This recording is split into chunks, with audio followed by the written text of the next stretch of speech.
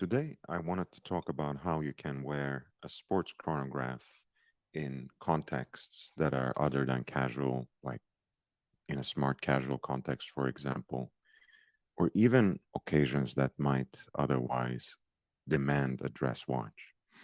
Now, I specifically chose the Breitling Navitimer not only because it is one of those iconic sports chronographs, but also because it is actually quirkier and arguably cooler due to its busier dial compared to something like a Rolex Daytona, Omega Speedmaster, and say Breguet Type 20.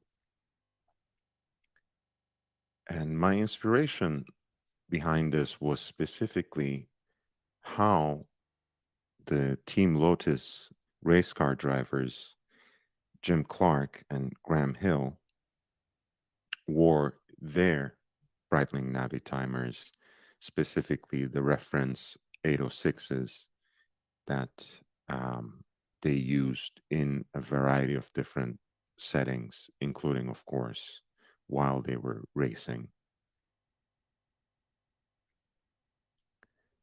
The Navitimer was a model that Breitling introduced in the 50s, specifically in 1954 for in mass production.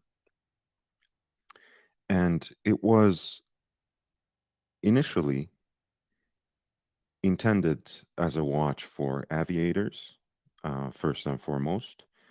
And it was meant to be sort of like a computer on the wrist, a smartwatch, so to speak, with its ability to perform complex calculations on the go, thanks to this beaded rotating bezel with which you can use the slide rule.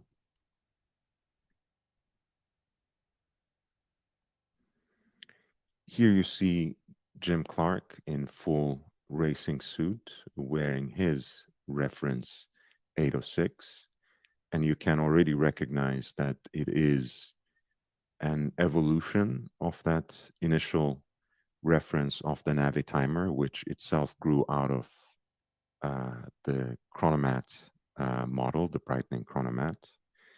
And this is what one calls, I guess, these days a reverse panda dial.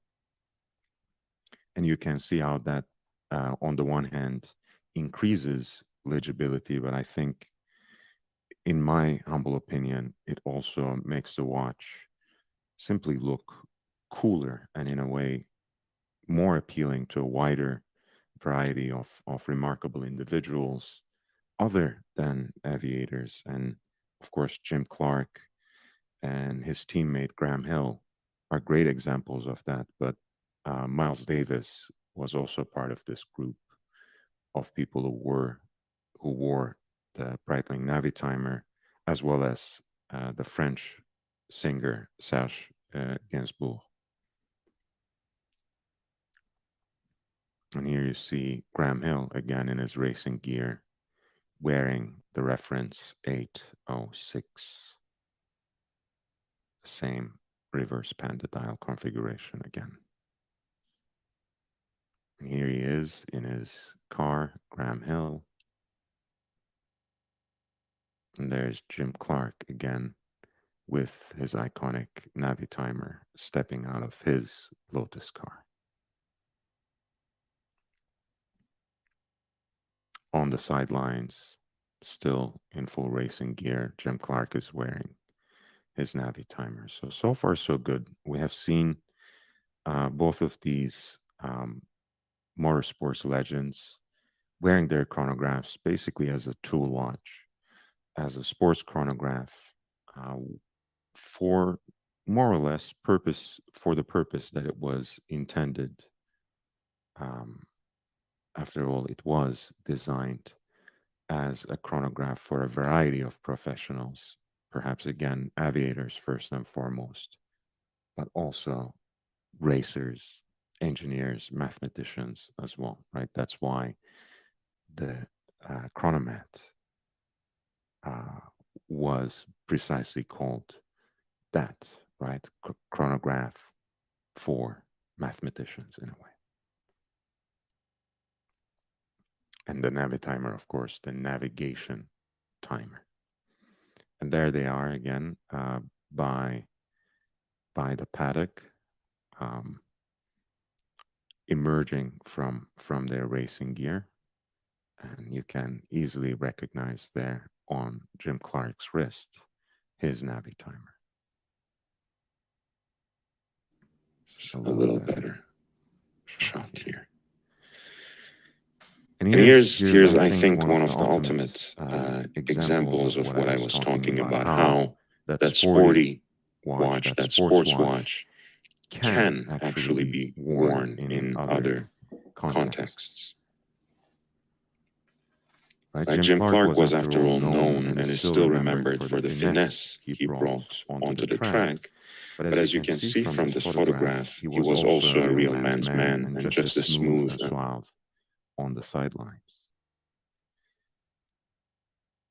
And he had a very exquisite watch collection, of which the core was formed by 3 chronographs, Gaillet, Enikar, and finally this Breitling Navitimer reference 806.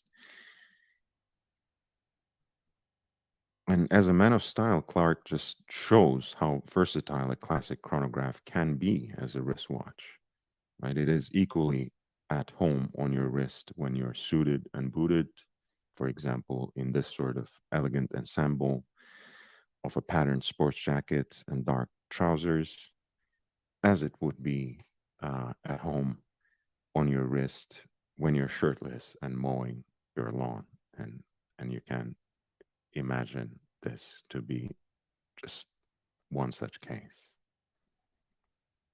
And even if you might not be as cool as Jim Clark or have a racing suit like his, you too can perhaps feel like a piece of history wearing an iconic sports chronograph in this sort of dégagé, nonchalant way, in a mode of studied carelessness. And you can see Graham Hill here, again in full business suit, perhaps not as stylish as Jim Clark, but his Navitimer accompanies him and somehow helps him hold his own next to Nina Rindt, who was a style icon of her time. And this is a similar reference 806 to the ones that Graham Hill and Jim Clark were wearing.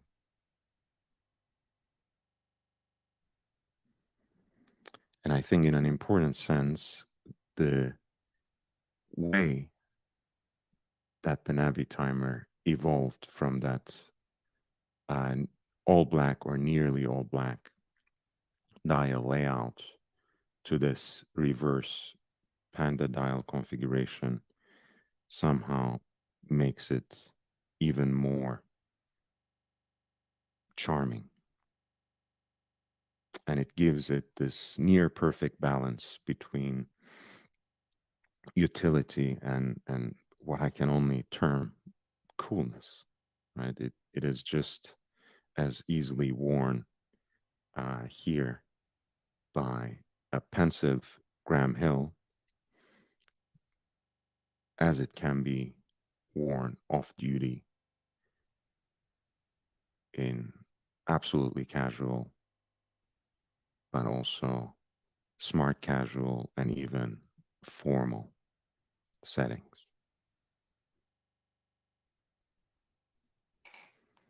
If you have enjoyed this video, please like, subscribe, and help me reach my first major goal of 1,000 subscribers. And stay tuned for more content related to watches and style.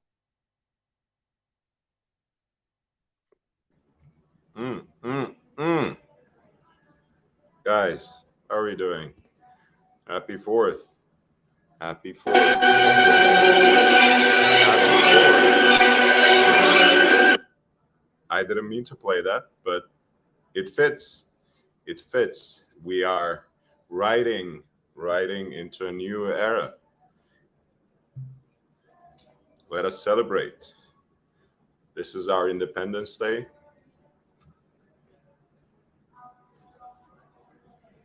Welcome to the truly independent channel in the Archiverse.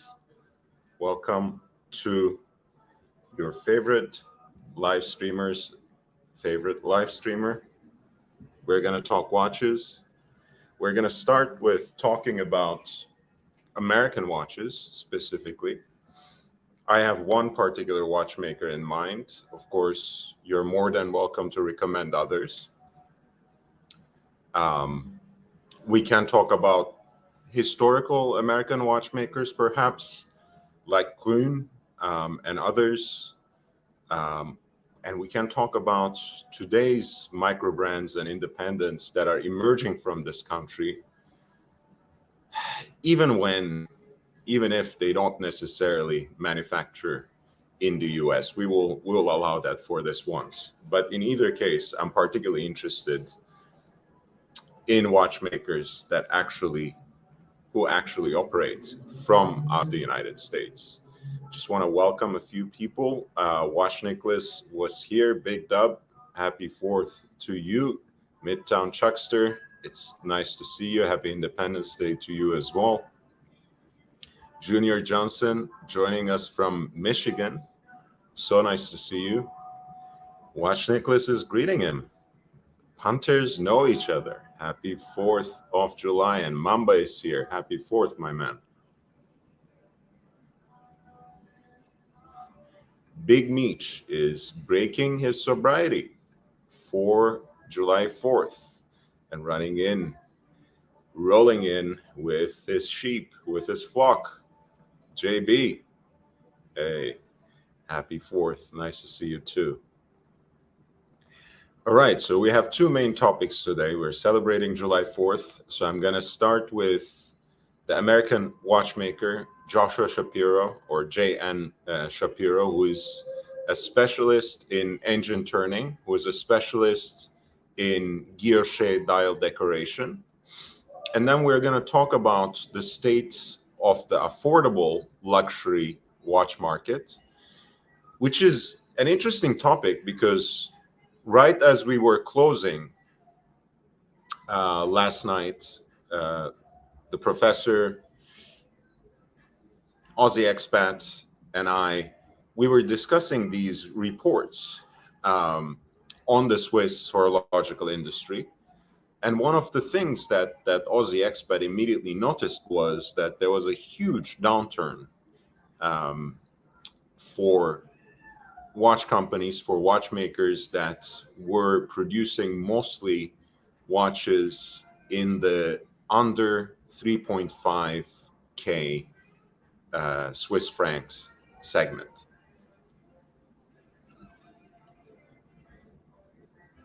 We are going to talk about the reasons behind that sort of downturn, which I think was as much as 22%. And we're going to talk about the ways in which perhaps some of those brands can respond to it. And I was really fascinated by this conversation because today something from Fratello Watches came across my desk.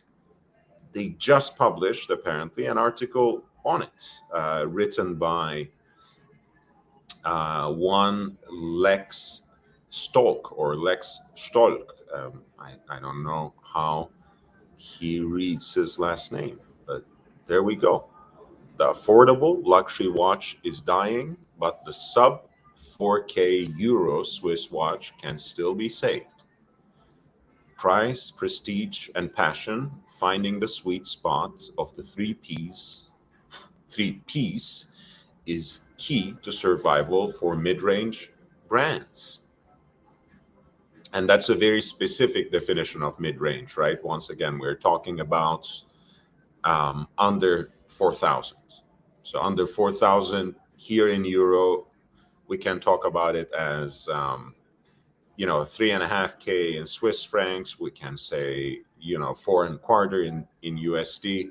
but roughly, you know what we are talking about. It is the brands like Tissot. It is the brands like Longines. It's a lot of the Tag Heuer lineup that competes for that. It's brands like Rado. It's brands like Mido. It's brands like Baume and Mercier. So it's a very specific segment. And of course, we can multiply the examples, but that's an interesting question to juggle, right? And Lex Stork actually has a very insightful understanding of the situation. He connects it to a wider social and economic phenomenon. He says, as the middle class is disappearing, right, this segment is disappearing too, because this watch segment, this affordable luxury watch category, was directed to those people, to the middle class. So if the middle class is disappearing, this is disappearing too, because ultimately the Swiss industry has been raking in the profits.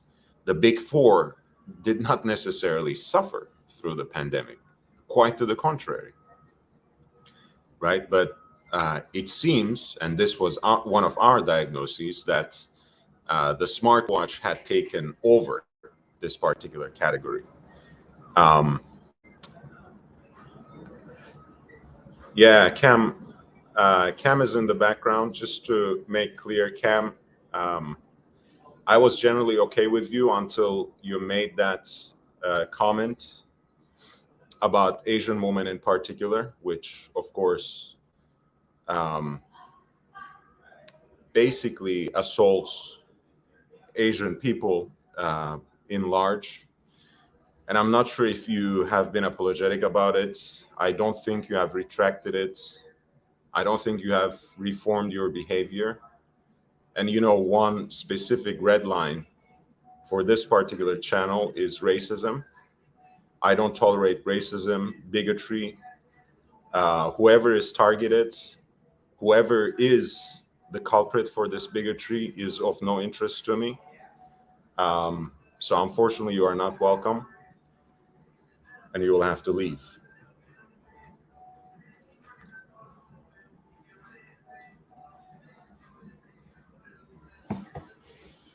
All right, with that out of the way, so I was very interested to find this particular article because it was something that was just published on June 28th, and we were talking about it just yesterday.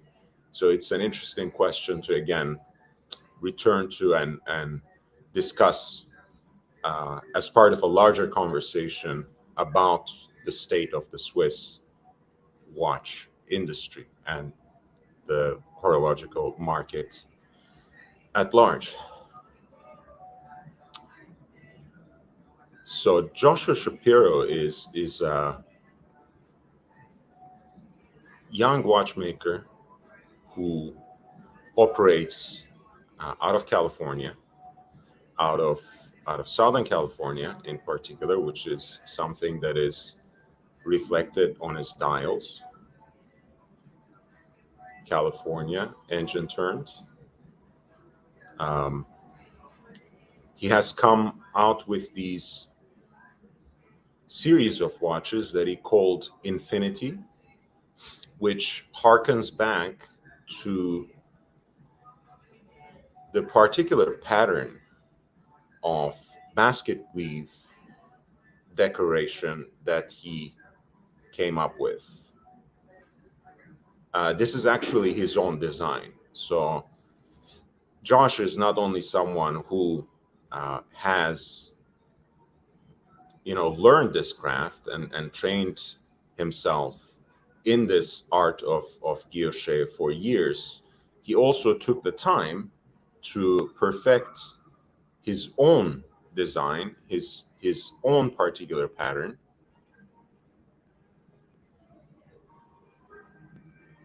And built this series of watches in the Infinity series in tantalum cases, beautiful dials, very artful, in a way very classical, right, in terms of reflecting the time-honored craft of guilloche decoration, but also with modern clues from the use of tantalum as the case material to the more modern and playful contours of the Arabic numerals. And of course, these beautiful calibers that are exhibited behind it. The watch itself is 40 millimeters in diameter. So it is quite modern in its dimensions. It's not just a dress watch, so to speak. And the caliber, if I'm not mistaken, is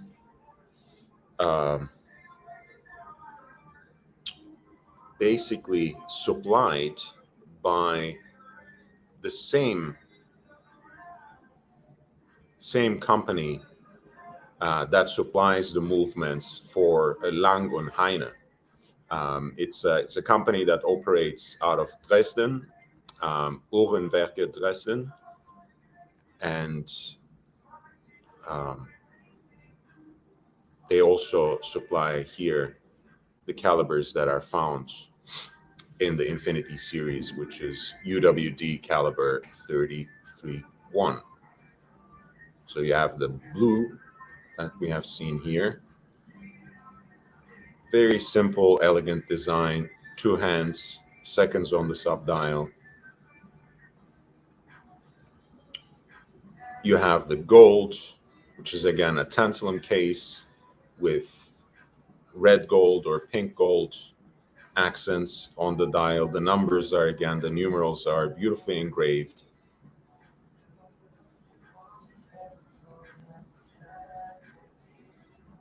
And you also have it in tantalum silver, which actually uses the blue for the numbers and kind of has a monochromatic look for the rest of the watch.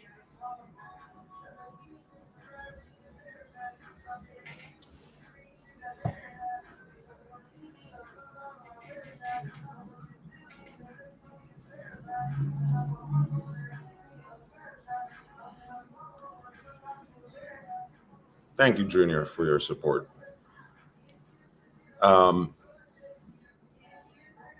Of course, these watches are sold out, but Josh's work continues. Shapiro's work continues. He also has a beautiful Instagram account where he constantly posts updates of his work. So that was jansshapirowatches.com.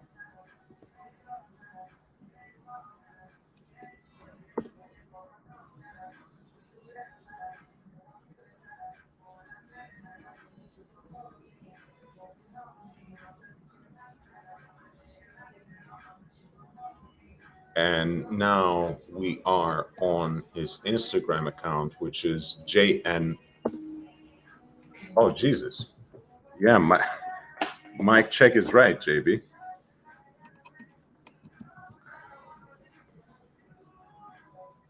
Mic check is right. Sorry about that, guys. It happens sometimes. Can you hear me now? Test. 1 2 1 2. I think we're good now.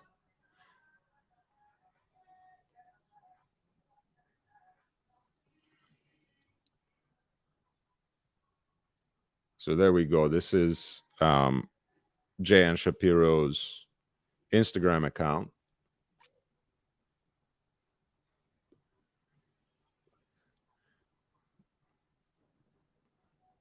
This is apparently a lifetime membership card that he decorated with his engine for the Horological Society of New York. Something that will be auctioned off and finally sold for $18,000 for a lifetime membership to the Horological Society of New York. Beautiful work. As you know, the art of engine turning, of course,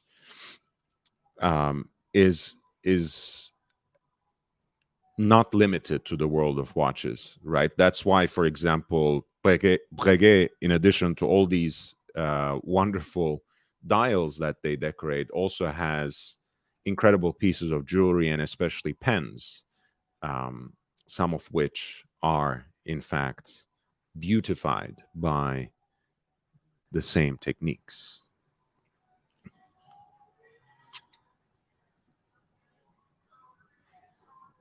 And of course, he takes on bespoke commissions as well, as you can see here. He built a watch for someone with Eastern Arabic numerals on the dial.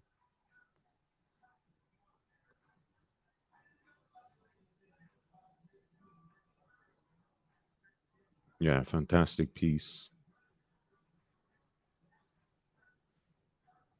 And you see all the freehand engraving too that he performed on the caliber as well. It's very special. I um For the prices, don't even ask me. I don't know much.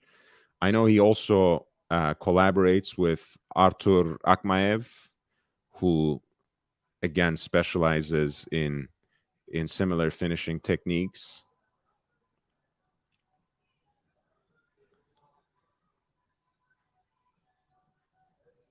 These are the Infinity watches that we took a quick look at on his website.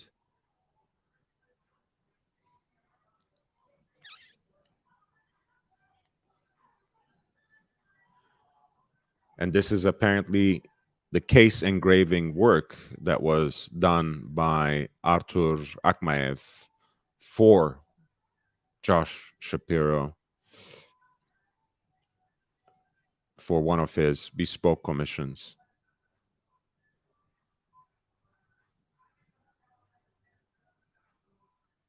And that's a solid rose gold, solid pink gold dial, apparently.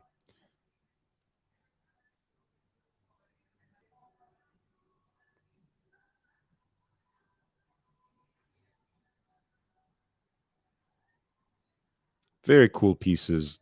Great artisanal work. An absolute joy to just even contemplate. But this is it's one of my projects, by the way, for the channel. Once we have the resources, to go to Joshua Shapiro's workshop and see him in action, film him in action, and interview also a video with him, so we can learn a little more about his work and what he envisions for his company and American watchmaking at large.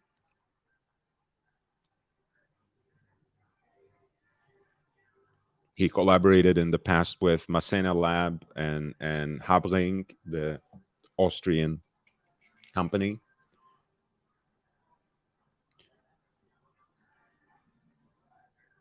Whose Doppelfelix chronograph we examined in earlier episodes.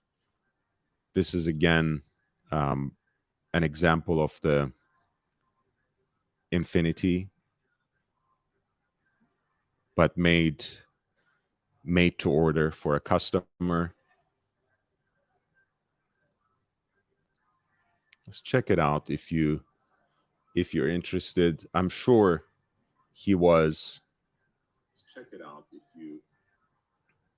Sorry about that. Check it out if you're interested. I'm sure he would respond also to your inquiries on Instagram from his website. I'm sure he would love, in fact, to talk about it. He also has this wonderful lecture on the website, on the YouTube channel um, of the Horological Society of New York. An entire lecture on the art of engine turning that he delivered for the Horological Society of New York. So that is something that you can do on your time. Jake Brooks says that crazy extricate caseback, are those laser etched? I doubt it, JB. I think the Case Mac 2 is probably done by him.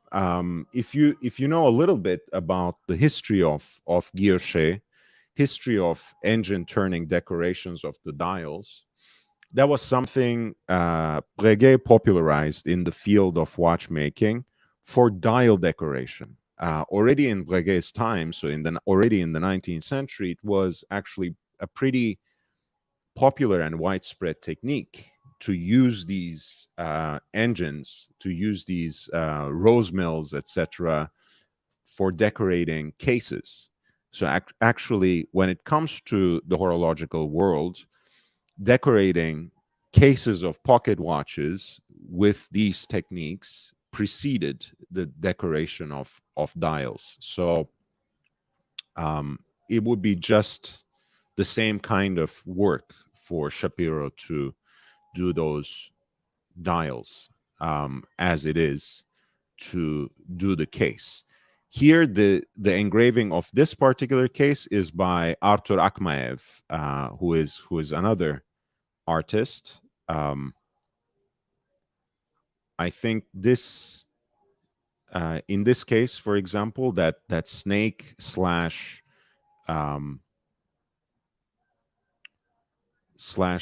infinity symbol that we saw on this case back, I think was actually done by Artur Akmaev, this one.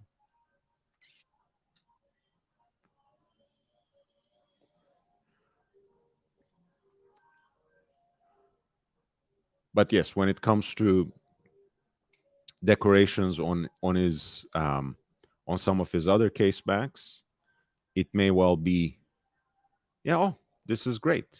So this is what he says. Solid gold case back for the watch I just posted. This is Zaltis, a Lithuanian folk symbol mixed with infinity.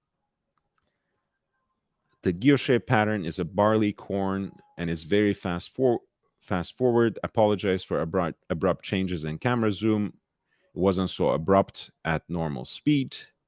Still can't believe I was taking enough risks to film while guillocheing pink gold. Amazing job on the snake engraving Artur Akmaev watches. So in fact, what I'm understanding from this video and from this explanation is this is Shapiro working with his Rose engine, which is hand-guided engine work.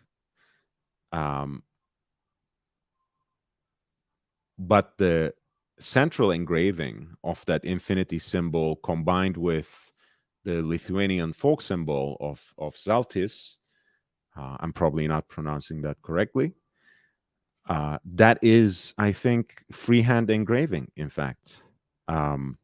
So Shapiro is an artist who works with the Rose engine mainly, and Artur Akmaev does freehand engraving. And there you go. This is the result.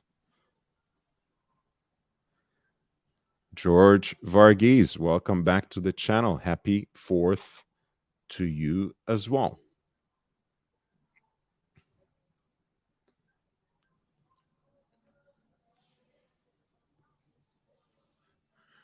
So as you can see, in many ways, even though Joshua Shapiro and thus J.N. Shapiro watches are California-based,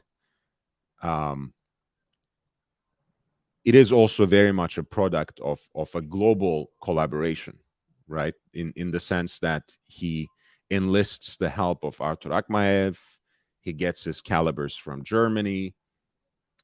So very much reflects the international turn, the global turn in watch making and watch marketing in our day. Happy 4th, Joe. How are you doing, man? Hey, Lord, Lord. Can I tell you? Can I be frank and honest with you, Lord? I love you, Yes, Lord. please. I love Lord, you you know too, this, Joe. right? I I'm on love you too, fucking Joe. cloud. I'm fucking on Cheers. cloud 9 right now. Fuck me dead. After like 3 months of not drinking, this buzz is fucking incredible. Fuck me dead. Anyways, I just wanted to hop on and say happy Enjoy it, Fourth, Joe. Lord. Happy Fourth. I wish certain people happy Fourth of July. It's been a fairly busy day actually. I need to, if the pontiff is watching this, expect a generous contribution tomorrow. I'm sorry I couldn't. I'm sorry I couldn't donate. Anyways, beside the point. Happy Fourth, and Lord, I love Yes, you. sir. You know this, right, Lord? I love you. I love you too. I love you too, All Joe. right. Take care, Lord. Take care. Thank you so much for dropping by, Joe. Thank you so much. This is great. This is great. Wristwatchholic is in the chat. Happy Fourth to you, my friend. Please continue the conversation that we were having on Instagram. Please continue that exchange if you would like in the chat. Of course, you're more than welcome to jump on. The link is there, and I will send it out again. I think I pinned it above. George, I like this. I like this. I'm beginning to appreciate Chopard and Piaget more. I know it's weird. I don't think it's weird, but okay. You think it's weird, but they're growing on me. Not enough to pull the trigger, but getting interested. I think, let me start with Chopard. I actually love the Alpine Eagle as a design. I'm not the biggest fan of the bracelet. Um, not that it doesn't feel good. Um, I feel like the center link is a little delicate, too slim for my taste. But all that being said, if the Alpine Eagle had one of their LUC movements, right? If Alpine Eagle had one of these high horology calibers that they built for their more, luxurious line, I think I would genuinely walk away with one. Last time I was shopping for watches, which was towards the beginning of this year, I came pretty close to pulling the trigger on one, but I walked away from it. Which all goes to say, really, George, that I love their watchmaking, especially at the level that they demonstrate um, at LUC, and that's what I want to focus on for the moment. Of course, like you said, there are all sorts of reasons why you might not pull the trigger. Like value retention is one, of course, and the other aspect of it is simply that they are way under the radar. They are way under the radar. That to the extent that, for example, most people don't even know the LUC line. Um, I know in the context of a conversation that they posted as an interview on YouTube. Um, Nick Fox, who is actually a good friend of the CEO, Karl Friedrich Schäufele, um, basically told to his face, just make sure that you don't talk too much about your watches, that just make sure you don't advertise so you don't end up selling some, right? So he was being sarcastic with his friend, saying that, hey, you're making all these incredible watches with that demonstrate all the beautiful skills of traditional watchmaking that have these high horological calibers that carry the Geneva seal. You know, look at this beautifully shaped caliber, micro rotor caliber for the tonneau case of this watch. Look at the baguette diamonds that are chosen for the bezel. I mean, this is an amazing piece of work. This is an amazing timepiece. It might not be everyone's cup of tea, but something like this would certainly present a great deal for the right person on the secondary market, because I'm sure something like this that lists for 45 is probably like 25 in the secondary market. We can check it out right now. I need an ashtray. As much as I love preserving my ash, I need an ashtray. Oh my God, is this you, Nicholas?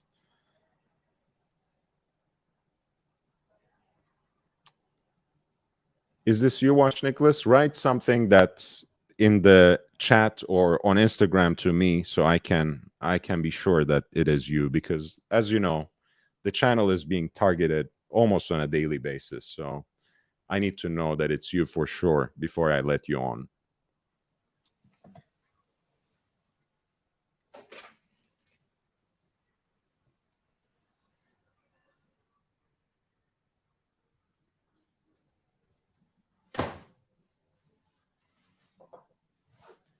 Ah, so it's not you. That's too bad. I don't think this is you.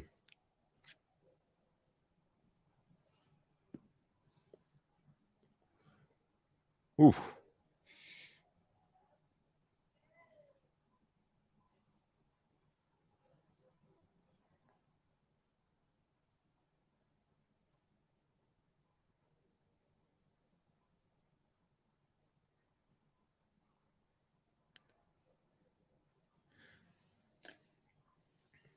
Okay. So we continue. Patricia Teague. Hey. Thank you. And Big Meech says, check your Cash App, big boy. Hey, Meech. That's kind of you. I wasn't expecting anything, but this is beautiful. Thank you so much. That's very generous. I appreciate you, Big Meech. Thank you for this Cash App contribution.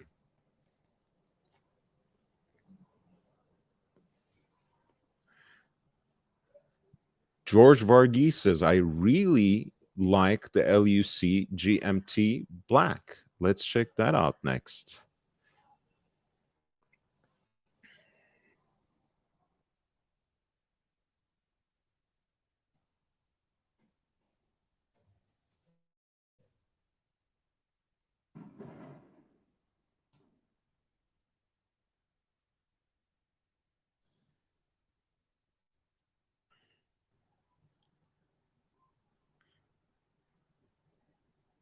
So yes, by way of an introduction, of course, Chopard is known for its jewelry, women's and also men's to a certain extent.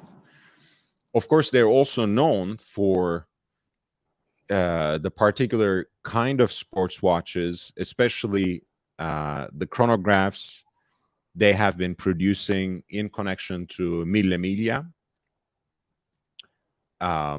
However, recently they have done two things. One, they have tried to enter into that integrated bracelet sports chic luxury watch market with reviving their earlier icon Alpine Eagle, and increasingly they have expanded their offerings in L.U.C, which is their specialized elite high horological atelier where they produce these very high caliber watches with Geneva Seal and COSC certified movements. And this is the an alloy of ceramic and titanium. The case is out of an alloy of ceramic and titanium. So this is a watch that reflects an all black / murdered out aesthetic, which, as you might already know, I'm really a fan of. It's a limited edition of 250. A beautiful hybrid strap, 42 millimeters. So probably just right for a lot of people, possibly a little too big for someone like me who has a skinny wrist. But this is a beautiful aesthetic. I actually appreciate it. And I have kind of paid tribute to this aesthetic on in a video that I made about Karl Lagerfeld's PVD coated A series Royal Oak. So I actually really like this, and I had not come across it before.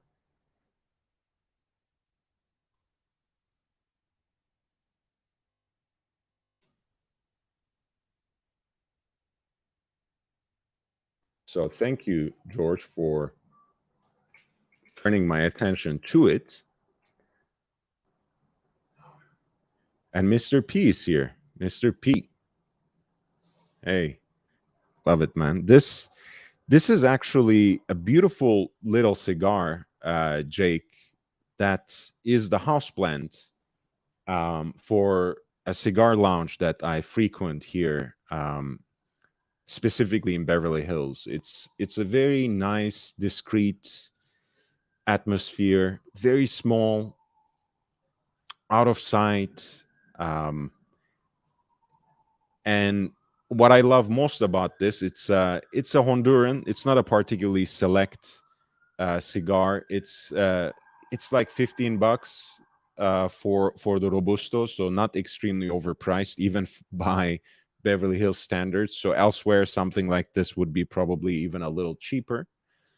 What I like mostly is its consistency. It's always the same flavor, the same full body, the same toasted, kind of a coffee tinged flavor. Love it. Hopefully one day I'll have the pleasure to host you in Los Angeles or Southern California, and we'll spend a lovely afternoon there, just smoking away. Of course, he has a whole stash of more select and elite cigars as well, but actually his house blend is always a great kick.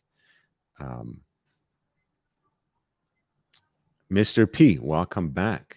And Jake Brooks says you could go anywhere with that black L.U.C. GMT. I agree. Again, think of how, again, I don't want to be too sarcastic or mean, but think of how discreet this watch is, how off the radar it is that even I didn't know about it. And I'm supposed to be passionate about Chopard watches, especially of the L.U.C. line. But this is just great.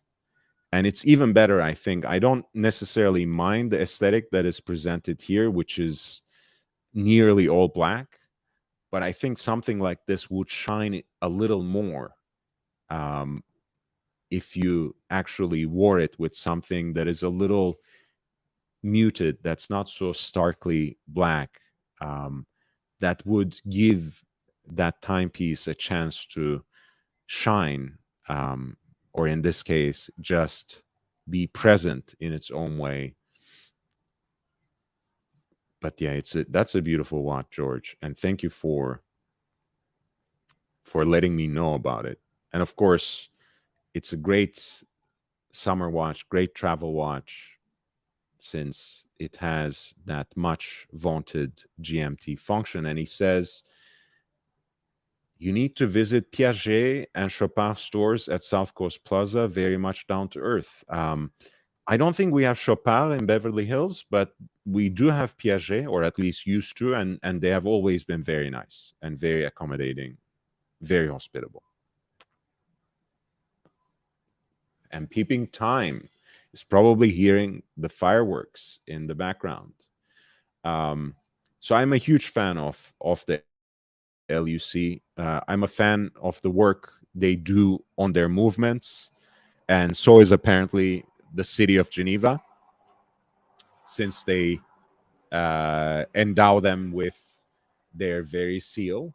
But that aside, they have been consistently, I think, offering watches that have a very elegant twist, that do have, by and large, a very dressy aesthetic, but something that they really do in a modern and innovative way, and at the highest level of horological mastery. You know, very simple dress watches like this. And it's not incredibly expensive either. They have a GMT1 as well, which is the stainless steel version of what we looked at. They have that ceramic titanium alloy with the all black aesthetic. And they also have perhaps a more sumptuous version of it in pink gold as well. All right. They also have like a time traveler one, which is, I guess, an execution of their world time in pardon me, in the same case size. I love it. I love this one even more. And look at this. I mean, it's for watches like this, this is a very different level.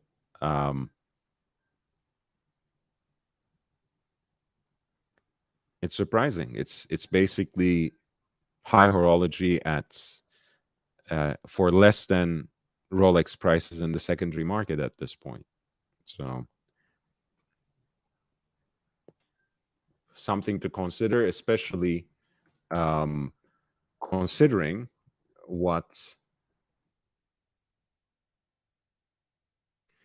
how they would fare, how they would rate, how they would trend in the secondary market.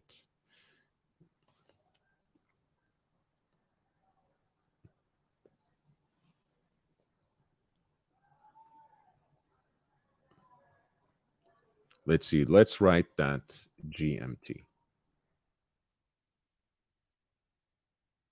The steel version is almost 8,000. The black you can find for 10. It's amazing. Even cheaper, right? This one is in Belgium.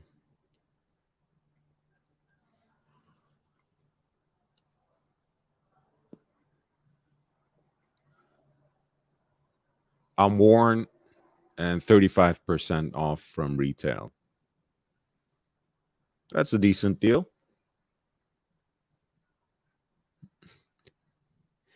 Maybe I will be able to nudge George to finally treat himself to a Chopard watch.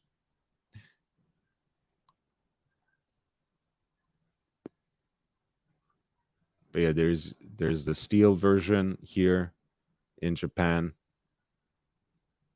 A variety of international sellers, of course. You got to do your homework, at least read a few reviews on them before you go into anything else. And Peeping Time says, a great watch if you need to travel to a funeral. Hey, maybe George Varghese wants to become a golf lord. Why not? Why the hell not? And George, would I be too presumptive to assume that maybe you would be interested in something like the Piaget Altiplano, or did you have something else in mind when you were looking at Piaget watches? watches, because I think these are very beautiful dress watches. Again, I like them in their most uncomplicated versions as ultra thin, simple, and elegant pieces. But they also, of course, have some with incredible gem setting and a lot of the ladies' versions that are even more eye-catching, but also a lot of complicated pieces, a lot of métier d'art. But like something like this, for example. Where were we?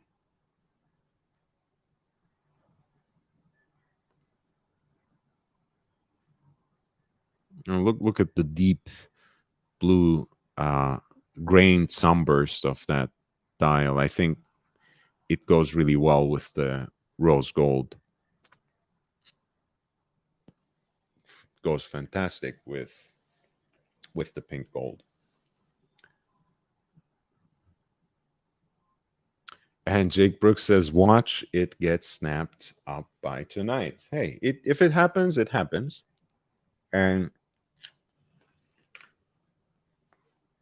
I'm happy if it does. If this channel can help unite people with watches that they have always wanted, why not?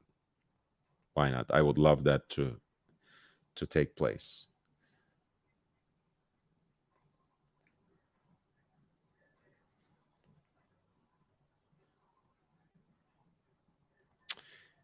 And Alex has a nice take. He says, I prefer the Bulgari Octo Finissimo for the high horological takes among fashion brands.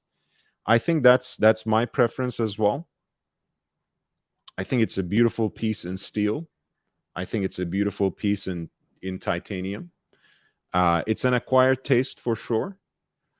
But yeah, the Bulgari Octo Finissimo in titanium, for example. Let's check that out before we return to Piaget. It's an amazing watch. I think there are so many layers, so many levels to it that it catches the eye, especially for a design that's finished in such a muted fashion.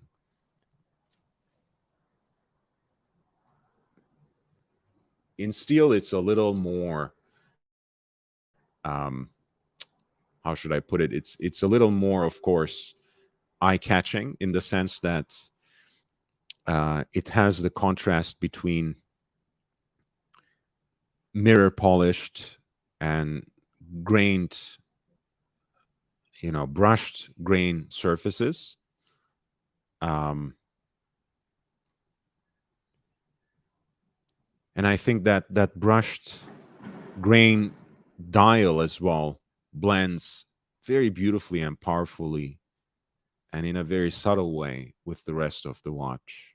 I really like this version the most. The steel with the brushed grain, gray dial. And it's a watch that's at once very discreet and elegant, but also extremely present and even aggressive in its own way, right? One of the striking things about this watch is that as thin and as light as it is, right? We're talking about a watch that's less than 7 millimeters thick, 6.40.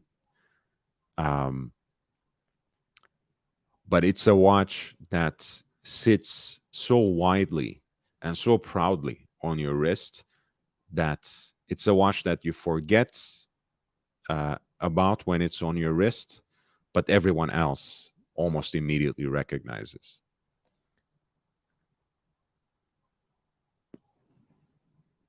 And it doesn't hurt, again, that it has this beautiful movement. Of course, machine decorated for the most part, with a platinum rotor weight.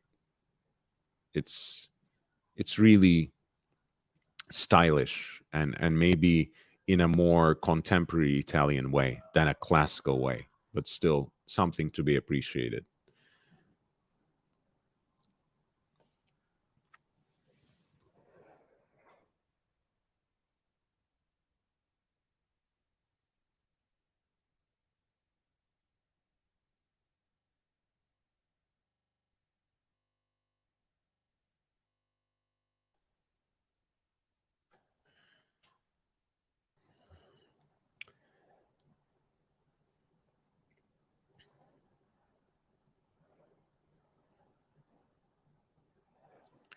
It's of course even lighter in the titanium version. One thing I don't like about it is for the titanium, it has less water resistance, if I'm not mistaken. I think the steel version is really ideal for this kind of chic piece. It is not a sports watch, but you want to be able to wear it with abandon, especially when you're thinking about a watch in these summer months. It should be something that accommodates most contexts. It should be something that you don't mind having on your wrist if you do want to take a dip, if you are sitting by the pool. So 10 bars, 100 meters of depth rating, of water resistance it's just fine. But with the titanium one, I guess it must be some sort of distinction, some sort of difference between the machining of various materials. But I believe, yeah, the water resistance drops all the way to 30 meters. But so does the thickness, by the way. It's even thinner, of course, much lighter. So it more or less disappears on your wrist. And Jake Brooks says they tout being the thinnest.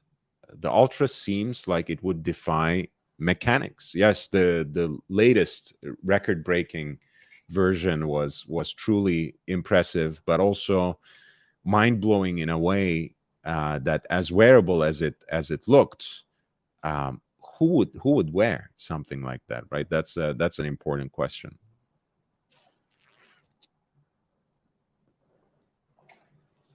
But I guess it's better than just producing a concept watch, which is the expression of an idea, but not something that anyone could possibly wear. This was at least a watch that they presented this year that you could imagine on someone's wrist. But who?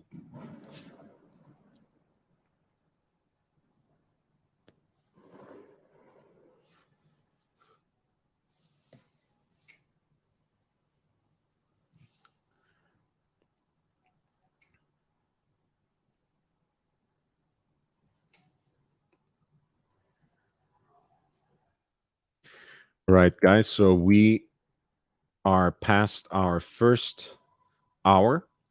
I'm gonna slowly transition into the disappearance of the affordable luxury watch, which is the main topic of tonight. But before that, I will turn back to Piaget and try to see what may be some appealing models for George and for the rest of us. If you have been enjoying the show, if you have been learning from it, please hit the like button. Share the link on other platforms, spread the word on other channels, and help me gain some exposure, help me reach 1,000 subscribers. It's really important to me. Mike, I think that's a main concern, right? I think that's a concern for the entire line. What would be the shock resistance for watches that are that thin? Again, I'm not sure that you can wear an ultra thin watch with the same kind of reckless abandon with which you wear your Rolex sports watches, right? I guess that's a given. Right. So if you can spread the word about the channel and help me gain more subscribers, that's really the best way for me. That's something I would genuinely appreciate. But in either case, if you want to contribute before the channel is monetized, if you want to help out in another way, there are a few different options. And you can see them all in the crawling ticker, and they're included in the video description. You can use Cash App, like Joe just did, $LHVVV, $LHVVV.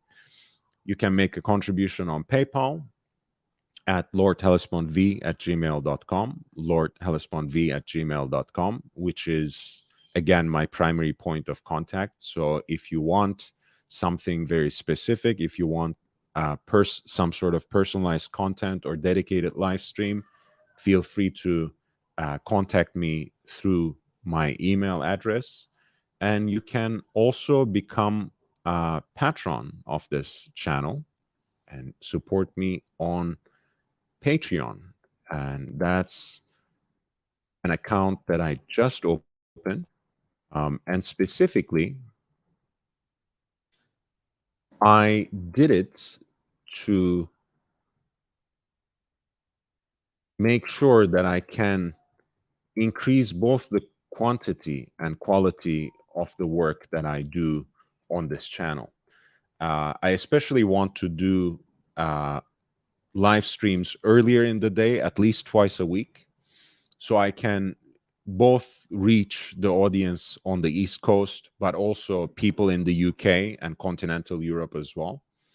So if you become a contributor to the channel, become a patron of the channel on Patreon, you can help me achieve that goal. And it will also be reflected, of course, on these live streams, but also in the kind of content that I produce on at least 2-3 times a week, every week. I just posted earlier my piece on the Breitling Navitimer, which I hope you enjoyed. That's how I started the stream as well here.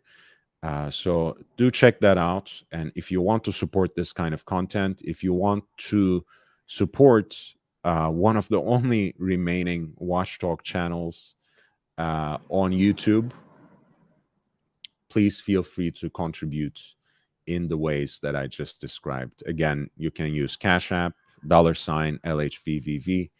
You can use PayPal, which is lordhellespontv@gmail.com, my email address, or you can contribute to the channel on Patreon.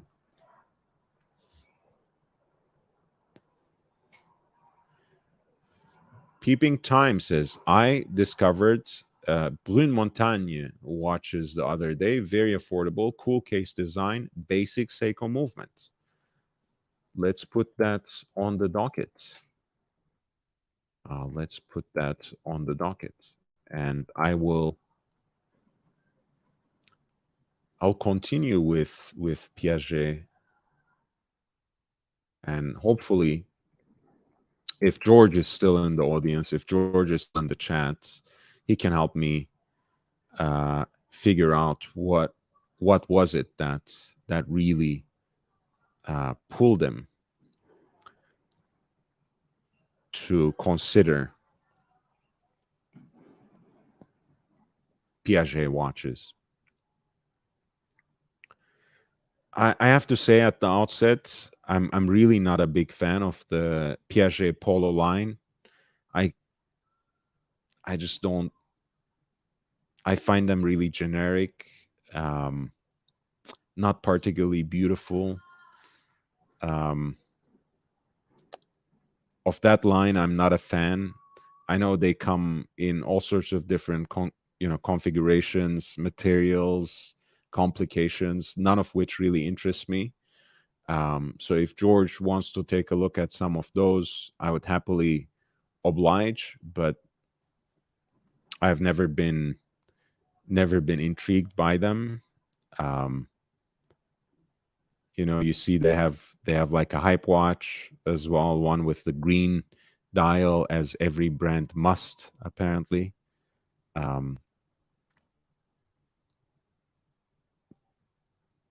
But it's really not my thing. But I do like their more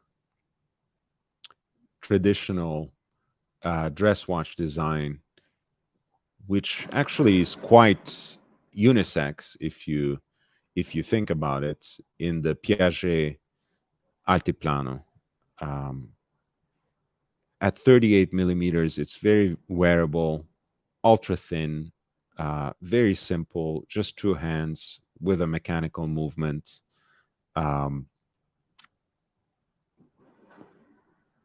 Of course, a hand wound mechanical movement, which I think is usually preferable, if you ask me, for a dress watch, since this is something that you would wear on occasion for a special occasion.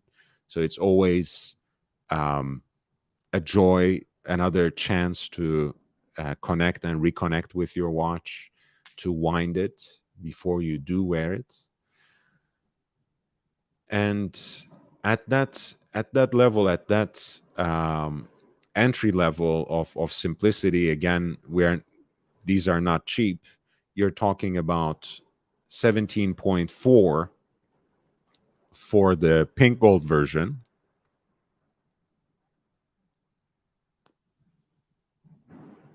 and 18.6 for the white gold version, and that's both before tax.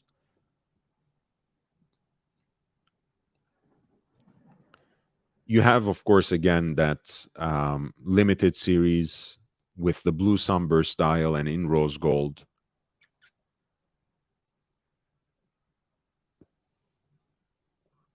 Which I also like. It's a lacquer blue. Again, I find it quite beautiful. And it's a very nice movement as well, in this 430.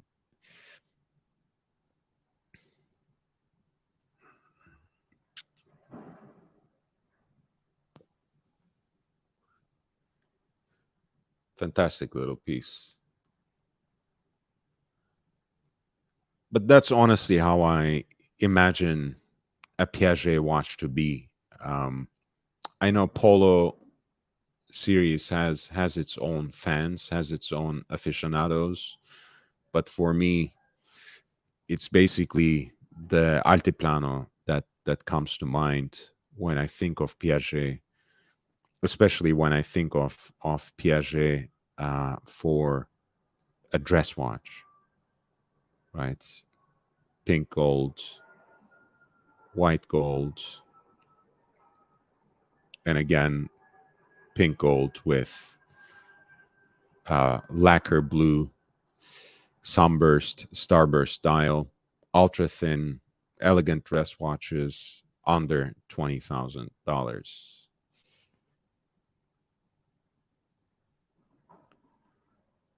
And let's take a look at Brune Montagne that Peeping Time recommended for us. Dutch design. It's suitable for every occasion. So they're based in the Netherlands. Okay. Interesting. Representer is what they name their model.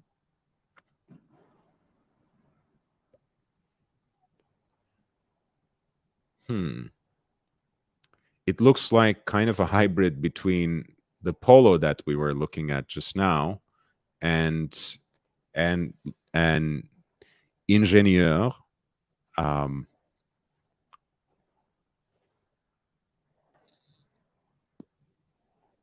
not a fan really of the design, I have to admit.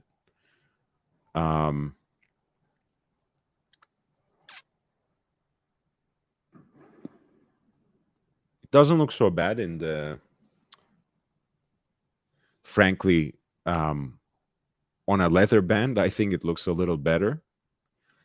Because one thing that I don't like, and that's my problem with Polo as well, is a supposedly integrated bracelet watch that seems like a clunky piece of design that doesn't really look integrated, where you can literally see how how the design breaks between the case and the bracelet. But for the price point, I guess what you see is what you get. Say $350. I think they have a few different options. They have there with a stainless steel bracelet, Seiko movement. They have brushed and polished.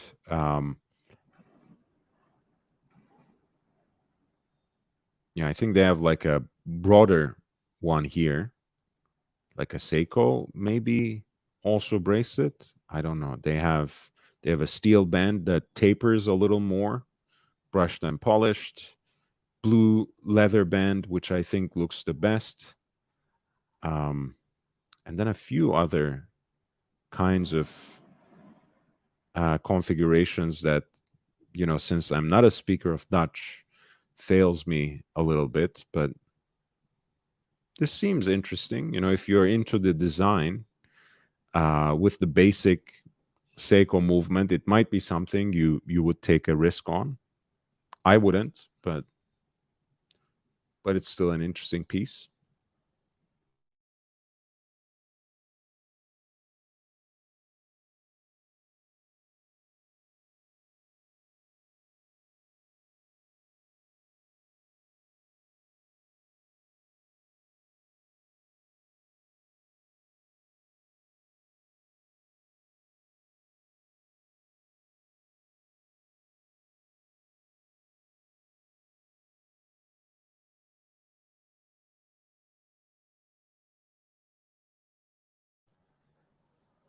Hi, Thomas. Welcome back. Happy 4th. Thomas is asking, what was the final VC poll results? What was the final VC poll results? There was the chronograph 1955 won by a small margin. And right after it came the triple calendar. So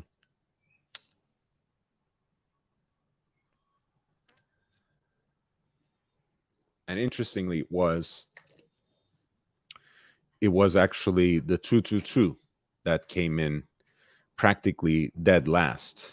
The American, wait, was it? I think the American came second, the triple calendar came third, and the chronograph won by a very small margin.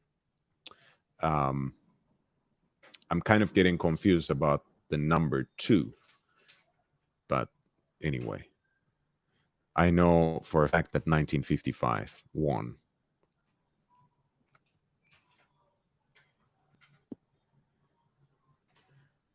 Oh, I have my first patron on Patreon at this time. This is a very proud moment. I just want to highlight this. It is Wristwatchholic. Check out his profile. Check out his account on Instagram. IG Wristwatchholic.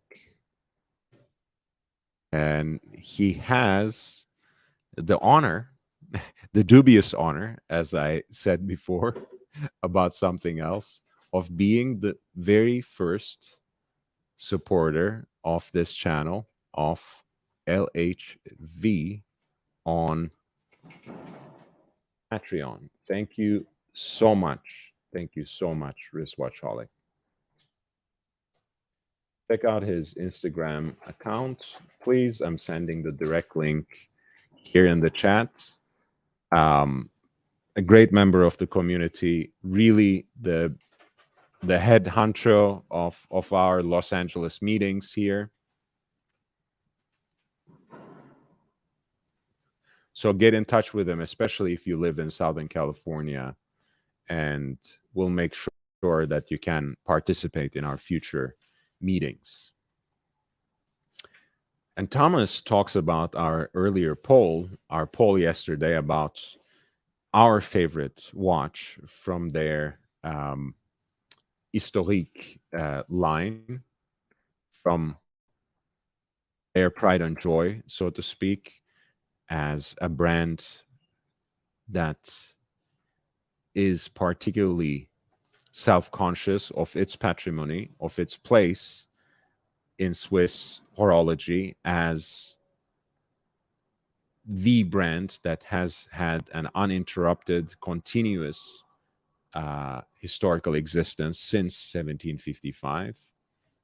And ultimately, this was almost a tie between the American 1921 and, of course, the Corne de Vache, which is the hand-wound chronograph 1955. But of course, they have also a triple date model 1942. They have an ultra thin, like knife edge thin dress watch in 1955 as well, ultra fine.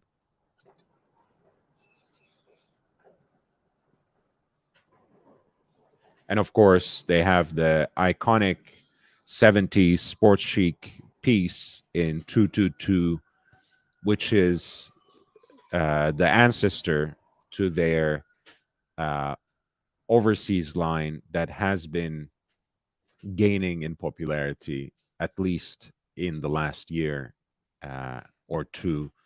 And I think it's well deserved. It was really somehow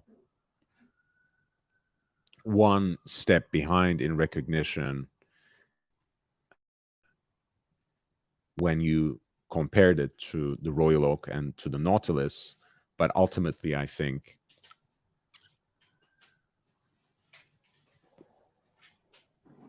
it is certainly as iconic as those two other models. It certainly deserves its own place. It certainly deserves to be mentioned in the same breath.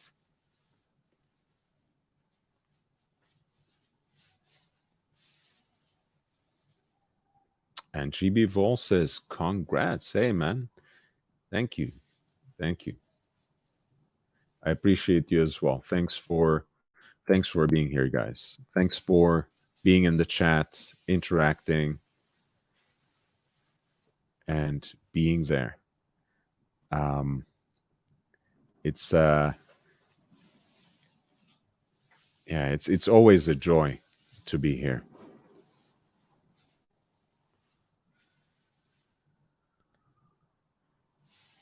And Mike David has a question. Let me check out.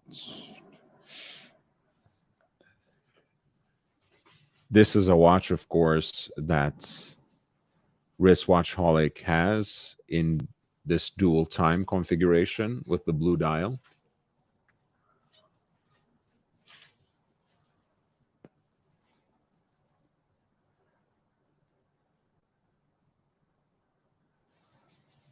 Wasn't VC at one stage owned by a Chinese investment company?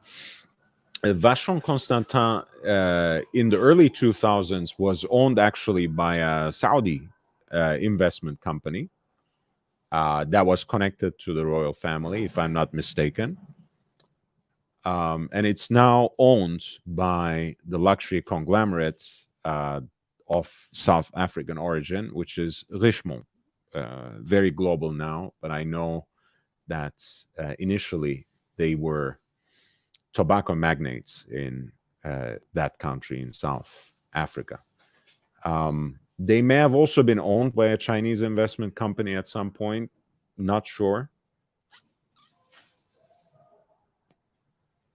It does happen. It does happen. A lot of these watchmakers now are either owned by an investment company or by a larger luxury conglomerate that owns 2 or 3 other watchmakers just like them. I mean, that's the situation in Richemont, right?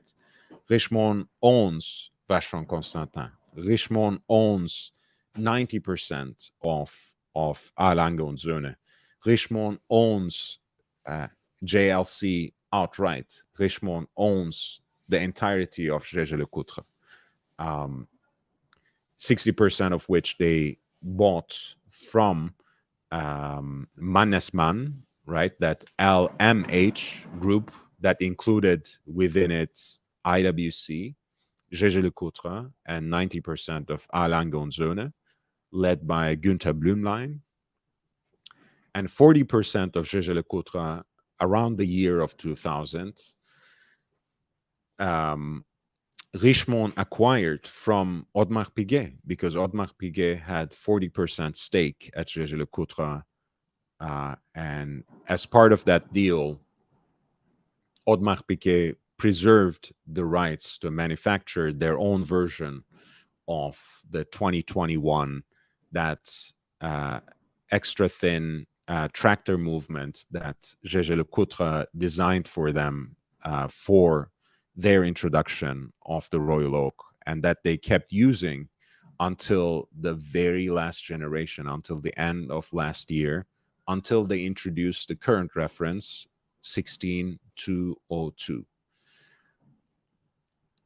Corrado Galizia says, just getting in, glad to catch some live. Hey man, so nice to see you. Really like this dual time. This is Alex's dual time. I like this one in black as well. Yeah, I think, again, in all fairness, as much as I love blue, I think anything else that exists in the overseas line is extremely underrated. I love their white dials as well, or silver, I guess you want to call it. The black ones are great as well, whichever one you like. I think they're all quite exquisite. I think this is a beautiful line. Not necessarily the sports watch for me, not necessarily even the sports chic watch for me, but I really do appreciate it, and I'm actually glad that it finally caught some traction in this day and age.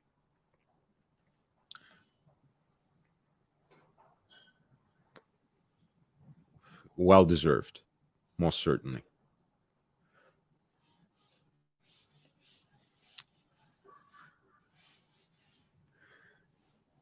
Mike David says, I'm not trying to take anything away from them. No, I didn't think that's what you were doing, Mike. We're just trying to clarify it with questions and responses at the end of the day. And usually, the distinction of these companies, as long as they preserve some measure of their independence, is in their limited production, right? When you look at A. Lange & Söhne, they make less than 6,000 watches a year.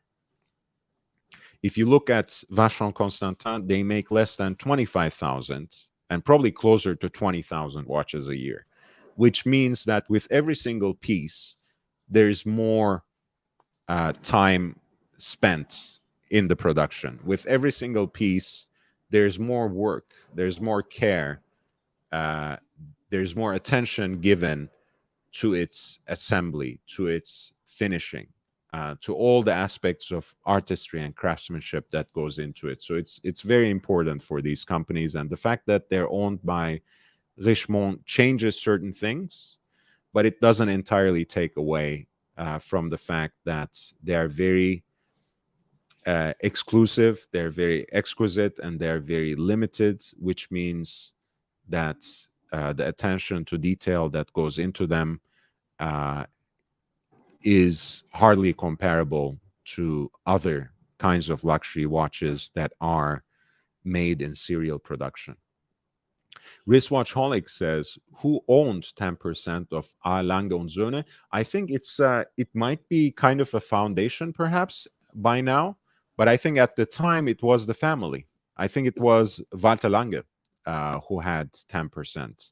Right now, I don't know, maybe it turned to 100% stake after Walter Lange's passing. I don't know exactly.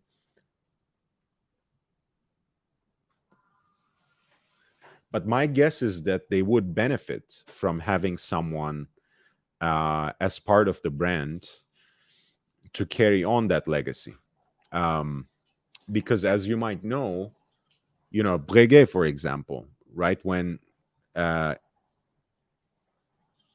Swatch Group acquired Breguet from the Bahraini Investment Corporation that owned it until, I think, year 2000, I think it was Swatch Group that brought on Emmanuel Breguet as the patrimony director and archivist, official historian of the brand.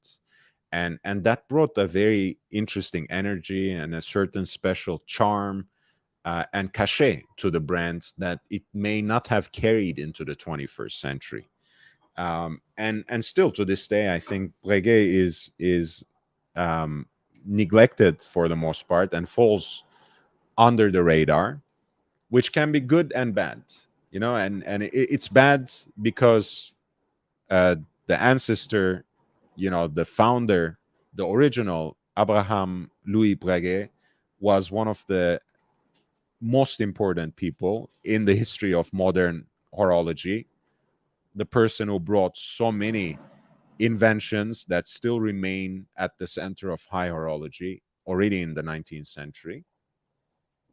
But at the end of the day, it's good because for all of us who actually love Breguet watches, whether we are talking about their classic dress watches, their complicated watches, or their sportier watches like the Marine series, like the Marine series, or like the Type 20 pilot's chronographs. In either case, it's good news for us because it means that we can actually access these watches, we can purchase these watches, we can acquire these watches in the secondary market at a much accessible price point.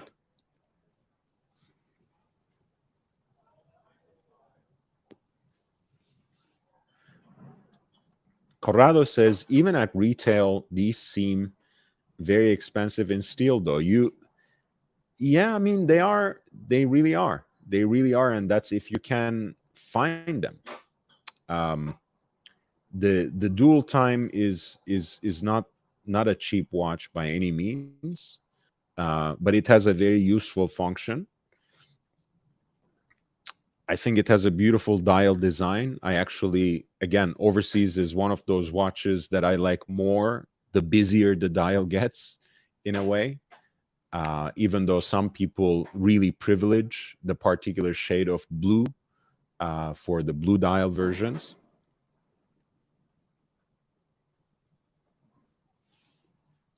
But I remember I had a chance to pick one of these up in 2017. And remember, this was only introduced in 2016, this particular generation of Overseas.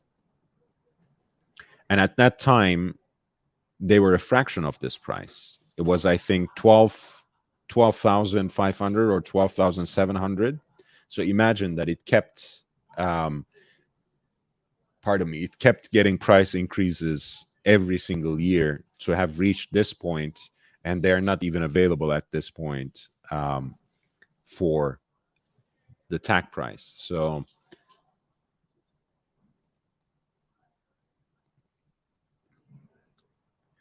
and Wristwatchholic says, and this is the most important point, and it's really a testament for that attention to detail that we were talking about.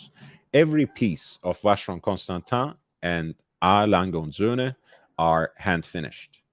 That's absolutely right. Again, you're hearing this from a Rolex fanboy, right? And Rolex is a brand that makes a million watches every year, right? So there's no involvement of any hands, basically no touch of a human hand in that line of industrial production.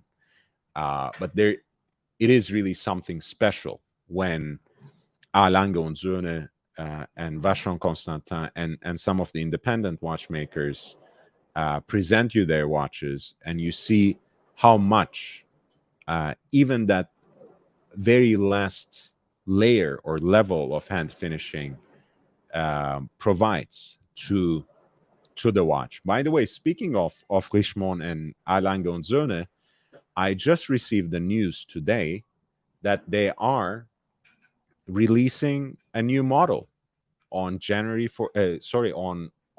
14th.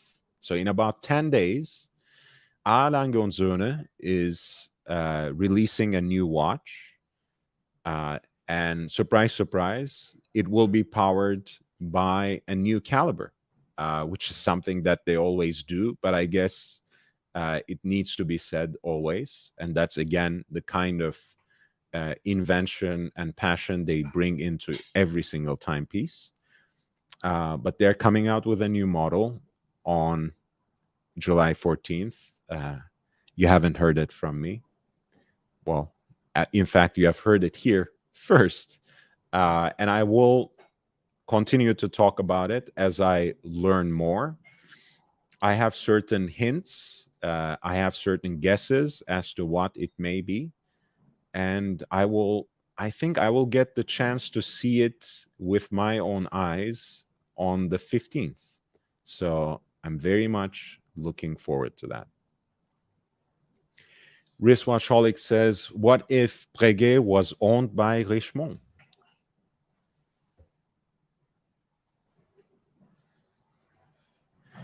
I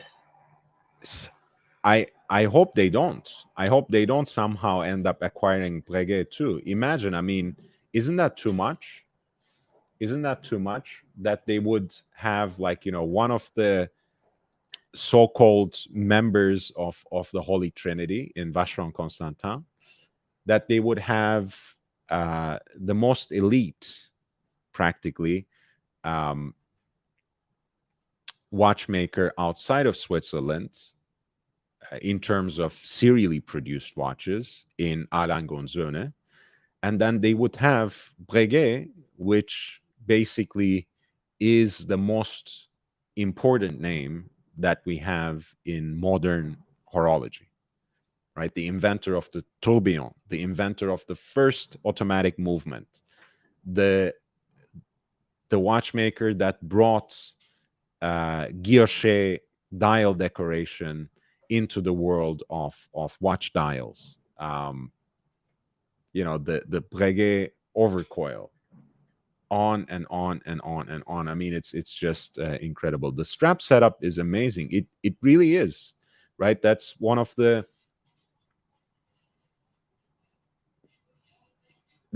things that a lot of luxury watch companies are really pushing these years, but overseas was ahead of the curve, basically, because it has this quick change strap system, and it already arrives to you with the full bracelet, which is very distinctive, which is a very integral piece of design, both aesthetically and technically, which is also including a rubber band and a leather.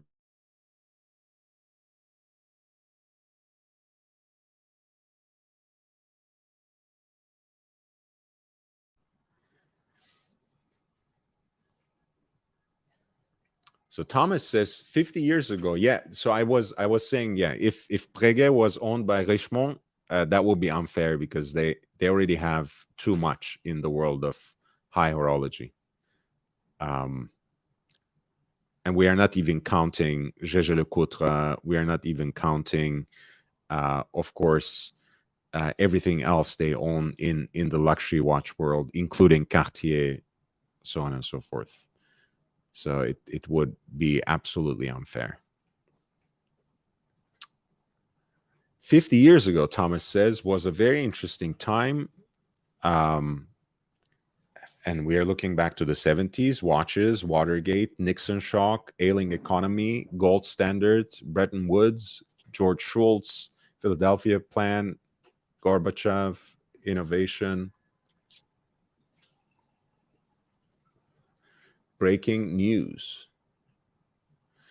By the way, overseas was 21,700 euro in 2016 and just 20K in 2018. Hey, in 2017, it was like 12.7 USD. I swear. I mean, and I got a 5% discount on it as well from the boutique. They couldn't give these away. But again, I'm glad they have reached some sort of recognition now. And Peeping Time teases Thomas, saying, "You forgot Soul Train." And it used to come with a blue alligator leather strap, and they changed it to a calfskin strap. That's correct. That is correct, my friend. I think somehow I feel that alligator strap was a better fit for this.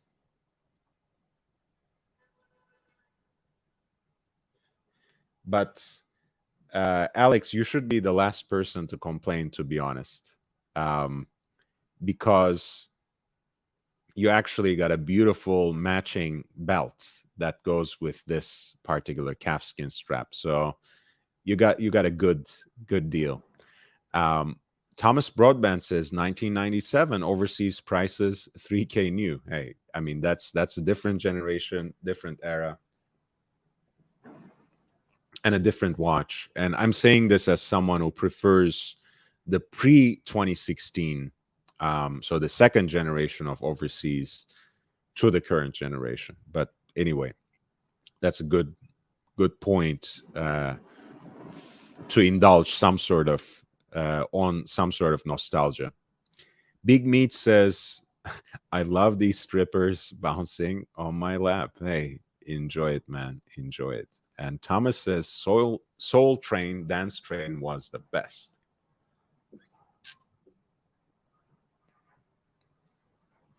I'm loving this cigar. And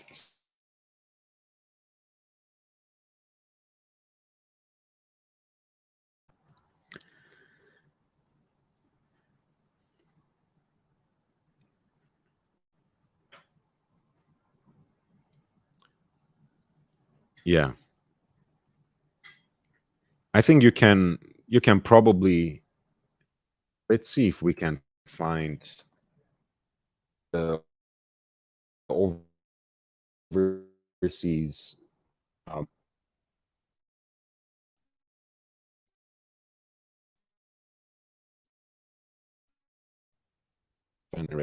that particular alligator strap, but also to check out how the earlier generation still fares. And honestly, in this particular segment of luxury watches, I think they are the second generation of overseas still represents some kind of deal. It's really, really fantastic. Again, they're not cheap anymore. They used to be genuinely very enticing as a deal. But is this it? I think this is, yeah, you see? So this is an earlier iteration of the current generation.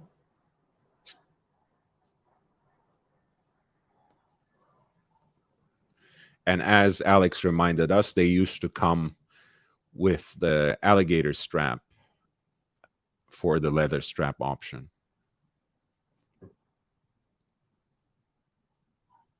I think that rotor must be my favorite aspect of this particular generation of the 4500V. Amazing, amazing, amazing.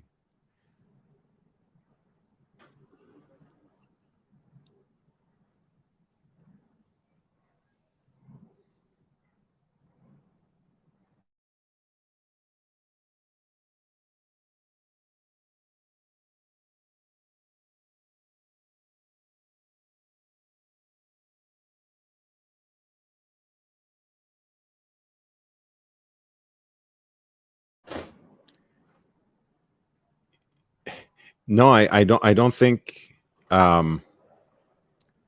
Okay, Wristwatchholic says, I got an alligator strap. Nice. They changed the calf skin because the prohibition of importing alligator leathers to some states. Exactly. And they have been trying to cease importing alligator to California as well. The only reason that they can't at this point in time is because that's an integral American industry. The state of Louisiana depends on it. So look, I mean, I'm vegan, right? So I'm of two minds when it comes to these issues. But before you take these sorts of radical decisions, you might want to also think about the people whose lives might be reliant, might be dependent on these industries. And when it comes to alligator leather, the state of Louisiana depends on it. All right, I have to give up my cigar, I think, at this moment, because I can't continue with this noise.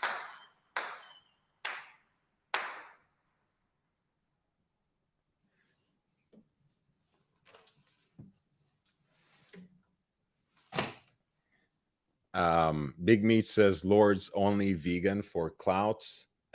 I wish it brought me clout. All it brings is juvenile teasing and sometimes outright aggression, especially on YouTube. So there's no clout, nothing to be gained by being vegan, at least not in this space. And trust me, as much as you guys can dream about California, Southern California, Los Angeles being this kind of deranged space, you know, where everyone is vegan, it's far from being true. People hate vegans here as much as you guys hate vegans in other parts of the US. So no worries. It's not really bringing anything positive to my social relations at all. Corrado says the Everest version has a really cool rotor as well. Yeah, let's check it out. Let's check it out. Everest dual time.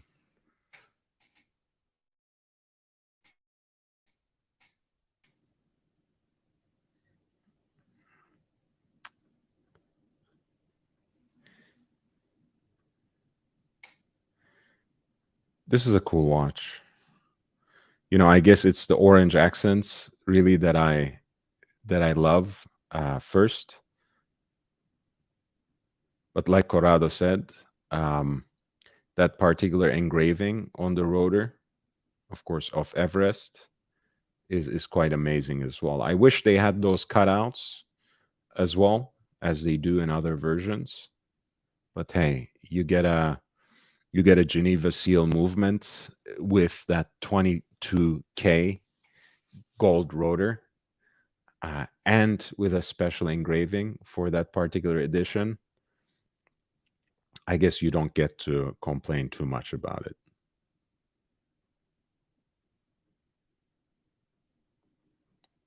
Very cool, sporty watch. The entire overseas series, really, but the dual time is very special indeed.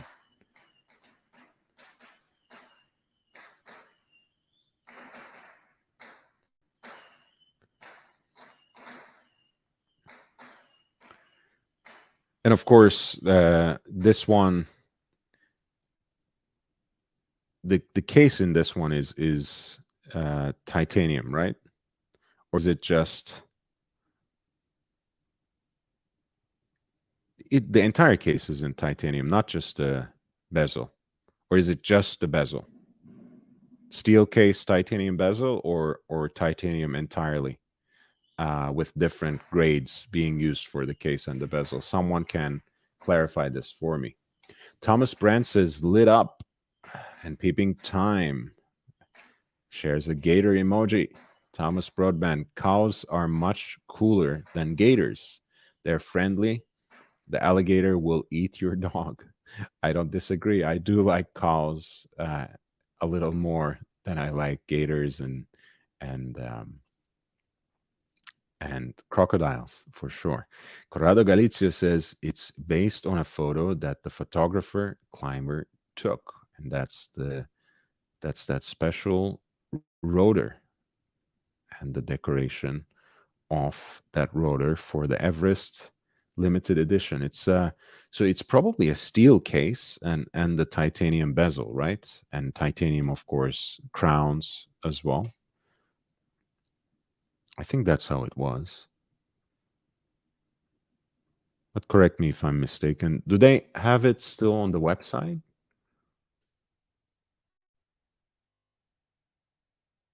as a model? Because then, of course, it's much easier to figure out these things.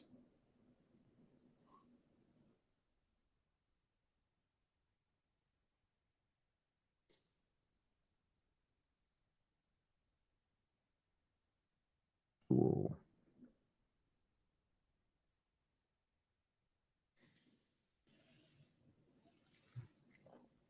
I don't think they still, I don't think they do.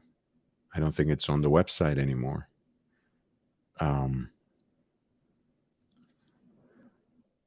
Other thing I wanted to pay attention to, because I'm really a huge fan of those second generation graphs.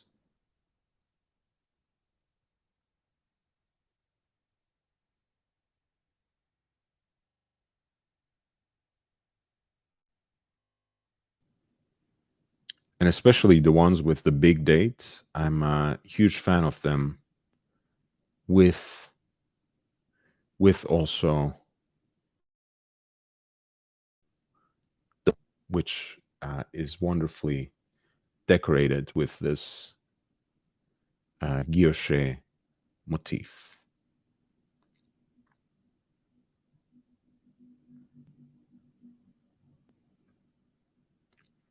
There we go. The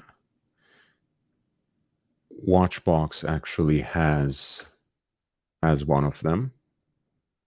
It's right under 30K. It has, as you see, a different kind of bezel. The date in this case is a big date at 12 o'clock rather than a smaller date window lodged right between 4 and 5. One thing I appreciate, again, being always a fan of the big eye design, is the varying sizes of these 3 subdials. And I love the guilloche decoration of this white dial in particular.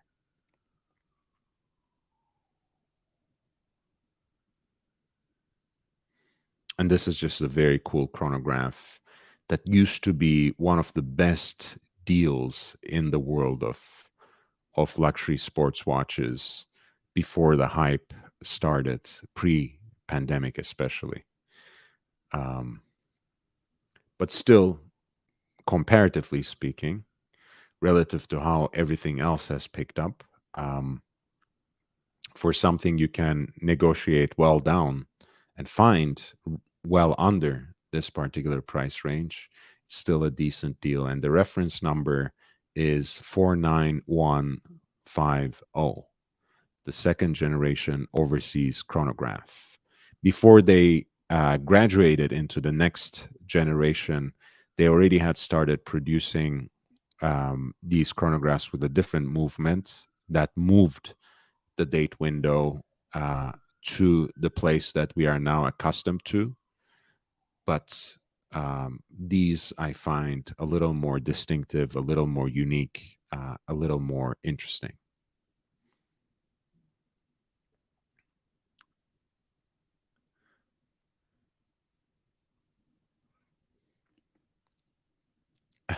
Thomas Broadbent says, I was always curious how the Vacheron Constantin and Maltese Cross played in Saudi Arabia and the Middle East.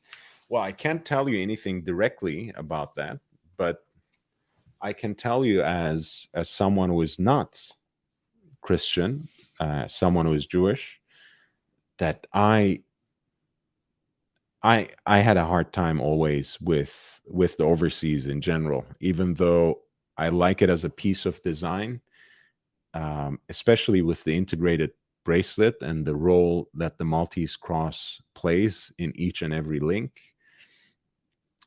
I always took a step back. So that's one reason that the overseas is not part of my collection. But it's a beautiful watch nonetheless.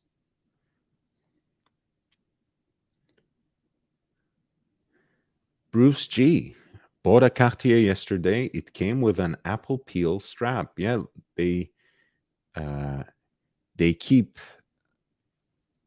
using them for the solar line. Wristwatchholic says just the bezel for the Everest model, and the crown is titanium, the rest is steel. The original prototype used titanium for both the case and the bezel. And Peeping Time says earlier vegan straps are becoming more available. One brand is making their straps from apples, and Bruce G confirmed that.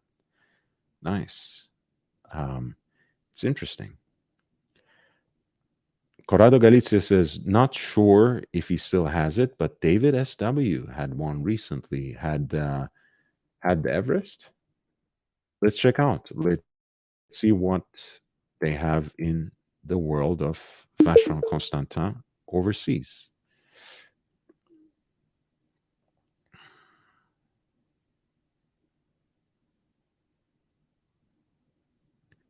They have a lot of stuff.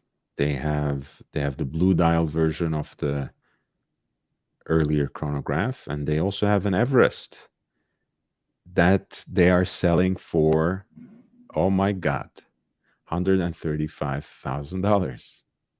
Okay. All right. Yeah, this is certainly not selling as part of the show for sure. And I understand, obviously, it's a very limited piece. It's a very beautiful piece, but hard to justify that kind of price tag in the secondary market. Bruce G says Cartier puts those apple peel straps on all the solar tanks. Let's move to that quickly. I think those are interesting pieces. If you want to share your piece, Bruce G, you can always send an email to Lord Hellespont V, or Hellespont V @gmail.com, and I'd be happy to pull up a wrist shot if you would like.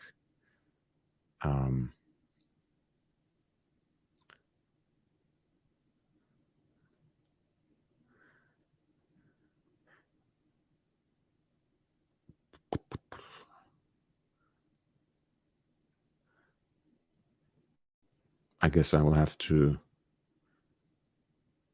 make do with this for now. This is the baby blue strap. I think it's the small size. Of course, the quartz movement. I think it's a nice aesthetic, honestly.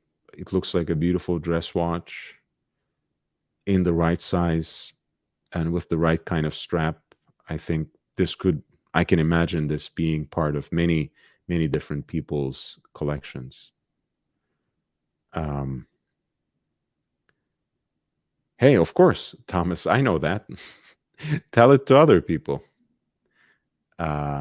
Jesus, well, I mean, look, I think to many Christians it might be even offensive to say this, but we can at least agree that all the 12 apostles were Jewish, right? All the people around him and all the great majority of first Christians were Jews who recognized Jesus as their Messiah. So of course, there's nothing wrong with any religious belief or lack thereof for that reason. Again, this channel welcomes everyone. The only thing we are united against is the kind of hatred and bigotry that seems to have taken the rest of the YouTube by storm. So we will stay here in our little corner. I think this is a beautiful watch. I like this Solar Beat collection. And the straps look just nice. I mean, it's I could care less about apple peel or cork or whatever else it is that they use, but it's great. Oh, Bruce G was kind enough to share a picture.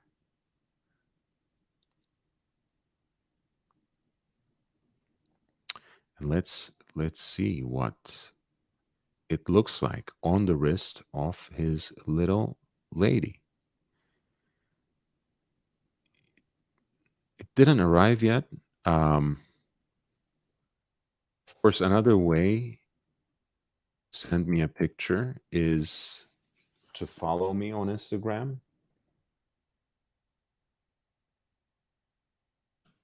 You can send it to me there. I'm checking my email again, Bruce, to see if anything came through.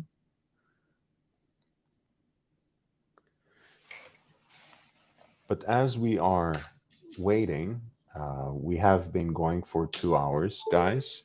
If you have been learning from the stream, if you have been enjoying it, and again, happy 4th, please hit that like button. Subscribe if you haven't. I cherish each and every member of this community, each and every one of my subscribers. And thank you for your support and presence. But if you can share the link on other platforms, if you can tell all your friends, if you can talk about the channel on other channels, I would really appreciate that. And it would help me grow this community. It would help me reach 1,000 subscribers and get this channel monetized. In the meantime, if you want to encourage me, if you want to support the work I do on this channel, there are a number of ways in which you can contribute. The I have a Cash App, which is, I'll send all the links here. I have a Cash App, which is $LHVVV. You can also send a PayPal contribution, which is lordhellespontv@gmail.com, my primary point of contact. So that's where you send your emails for wrist shots, for requests for personalized or specific kinds of content, dedicated live streams, lordhellespontv@gmail.com, which is also my PayPal account. And you can also support the channel on Patreon by clicking the link that I just posted. And that will help me to increase the quality of the content on this channel by dedicating more time into it, and also the quantity of the live streams, because I want to truly run a live stream at least twice a week earlier in the day to appeal to both the UK and continental European audience on the one hand, and the people on the East Coast in North America as well. So if you can become a contributor on Patreon, you will have helped me. You will have helped me running these shows earlier in the day, 2 to 4 in my time, Pacific Daylight Savings Time, 5 to 7 on East Coast time. And I thank you for it. Today, Joe was really generous, sending a Cash App contribution. Wristwatchholic, Alex, became my first patron, my first contributor on Patreon. So we're coming with a very good energy today. And Marco is just joining us with 2 thumbs up. Thank you, Marco. Thanks for being here. It's nice to have you. Happy 4th to you. I know you are from Canada, and Canada Day was a few days ago, so happy Canada Day. But you're residing now in the US, so you're basically one of us.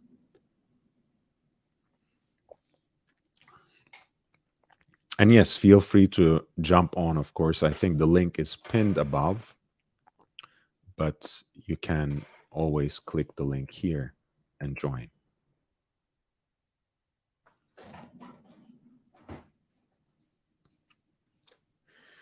Let's see, I'll double check my emails again. Maybe it went to some spam folder, but I still haven't received it, Bruce. Are you sure you sent it to? Did I misspell my own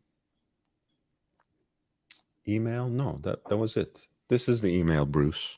If you could send the picture again. But I like this concept, for especially for quartz movements, to have the solar as an option.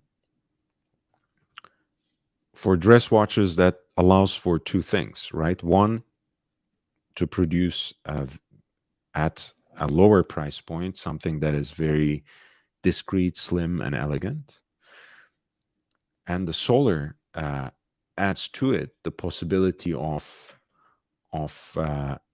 not having to change the battery every 2-3 years, right? So if this is a real occasion watch, if this is the kind of watch that you would wear or your significant other would wear for special occasions, it would be great to have a solar beat quartz caliber in it, because it would always be working and without the need of having to change batteries so frequently.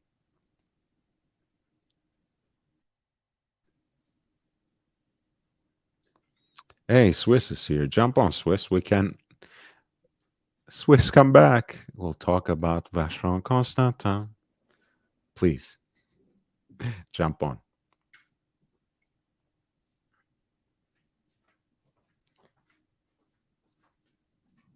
Let's see. I'm checking my email again to see if I got anything from you, Bruce.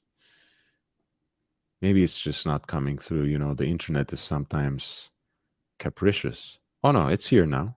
It's here. Let me download it so I don't risk doxing you in any way. And it's really a beautiful watch. Let's see. And that's a black strap, if I'm not. Yeah. It's very nice. I also like the fact that it has some grain and some padding as well. So it's quite elegant, but a little lighthearted as well. Not as severe as a very supple, alligator band would have been. So there's a lot to appreciate about that vegan strap they're using, apparently.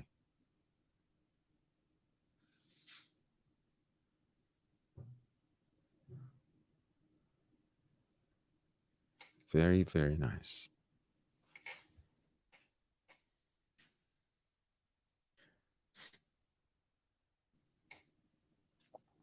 Yeah, I love it. I think this is a great option for those who might be in the market for a tank, for those who are in the market for a dress watch.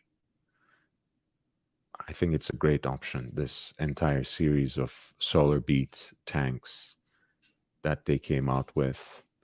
And I don't mind it one bit that they also introduced them with vegan straps. So it's an entire concept, right? And clearly, it's this kind of venture. It's this kind of clever risk taking that can bring different kinds of people into the community of watch collecting. So this is great. Good work by Cartier. Jake Brooks says, I have received 2 gifts from executives. Both were leather. Barrington, UK company, I believe. Amazing leather. Cool. I mean, small leather gifts or small leather products are still some of the best gifts you can give to others, whether it's in the form of a watch strap, a wallet, maybe like a valet tray. They can be really useful. Putting down your watches when before you go to bed on your nightstand or putting down your watches after you arrive home after a long day at work. Yeah, that's still great. Bezos is laughing probably from the way about the way I address Swiss. Yeah, Swiss, come back to the panel. And Jake Brooks says Captain's Bag is worth a look.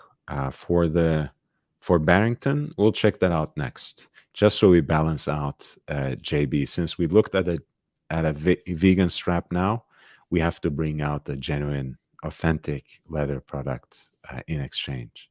And I'll do that next. Thomas says, the vegan strap is a smart move, expands the market. We agree, you see? Thomas, we're on the same frequency 90% of the time. A story to share: in Nepal, designated Hindu country, quote unquote, when I visited the Kumari, living goddess, it was important to remove all leather. Thank you for sharing that story, Thomas. And Racing R, hey, welcome to the channel, man. And thank you so much for inspiring me and really pushing me to make this content on Breitling Navitimer, both on my YouTube and on my Instagram. It was really Racing R's encouragement, Racing R's really inspiration, and all the photographs and information that he shared that helped me do these narratives about Jim Clark and his Team Lotus fellow driver Graham Hill, specifically focusing on Breitling Navitimer 806s that they wore for good stretches of their careers. In competition, but also beyond. So thank you, Racing R. Oh, and he's pushing me towards more Breitling now. He says, "What is your favorite dress, Breitling?" I will have to explore this. Can I choose a chronograph? I think it will have to be this one. If I'm allowed to still choose graph, Racing R, I'll choose the B09 Premier. That's, of course, a beautiful movement.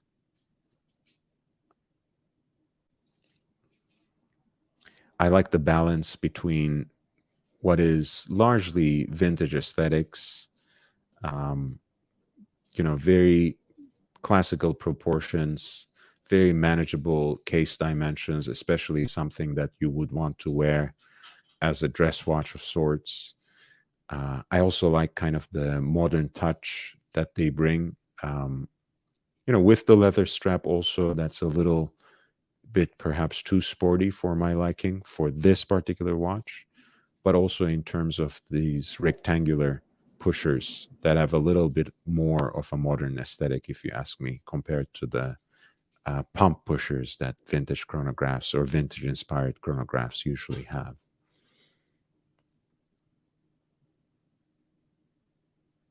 Thomas Broadband says, does Rolex still make racing dial Daytonas? Unfortunately not, but they are still the best deals in the secondary market. Those racing dials on leather straps, or even some of the precious metal Daytonas on full bracelet with the racing dials, those are, relatively speaking, still the deals to get. Peruca says, no. I hope it's not a no to my invitation, but to Thomas's question. And Racing R says, good watch, good choice, nice watch. You like this color of the dial? I do, actually. I really do. And in person, it looks much better. Racing R. In person, it looks much better than how it registers in the pictures. And I also had the opportunity to check out the Moonface Salmon dial. And I'll show you the couple of shorts that I did on that basis.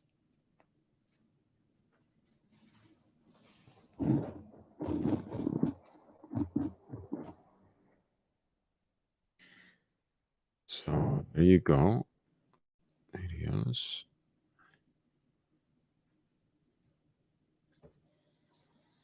I think there we are. Yeah. Again, the lighting and everything doesn't really do justice to how this watch looks. And of course, it's also shrink wrapped, as is the case with this particular boutique. Hopefully, this is not a Breitling wide practice. Hopefully, we'll see something else in Westfield Century City. But this is also a beautiful watch. Which is not to say that I didn't appreciate both this pistachio dial, which again, the strap and the dial just don't look that great in these videos because of the lighting, and because of my camera as well, of course. But the burgundy, the cranberry, the cherry, whatever you want to call it, is not too bad, but the pistachio is really, really sublime, if you ask me. I like it.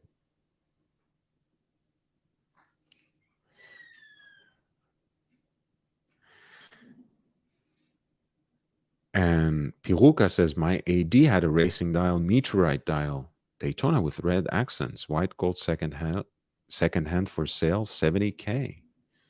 And Piruka says, I might be able to join shortly. Yeah, that would be great. That would be Racing R says that Salmon dial, Datora 42 is my favorite. And that's, again, a decent deal, by the way. For those who would be interested in a watch that.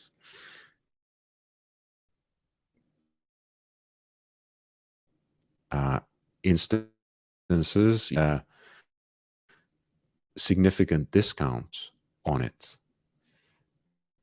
Let me see. Click the collections, share.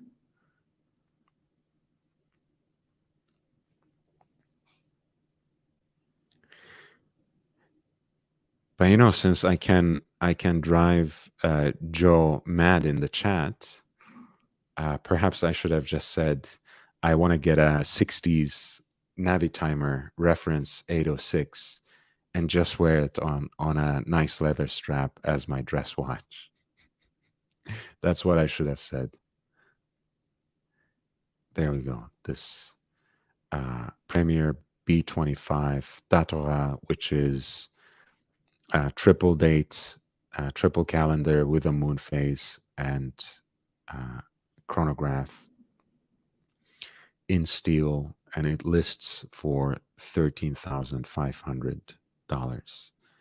And I'm sure you might be able to get a discount on a piece like this.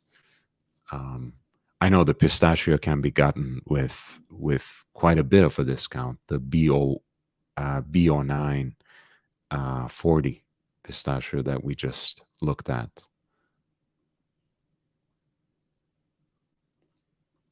Thomas says pistachio dial and a bowl of ice cream. Yummy. And Anthony Napolitano says, I reckon advertising probably amounts to 50% of the retail price of a watch. That's absolutely true. That is absolutely true. Possibly more, depending on what brands we're talking about. In the meantime, I feel like I skipped over something earlier. Oh, we were supposed to look at Barrington Captain's Bag. But let's see if they have this watch at Joma Shop, because I know they have a huge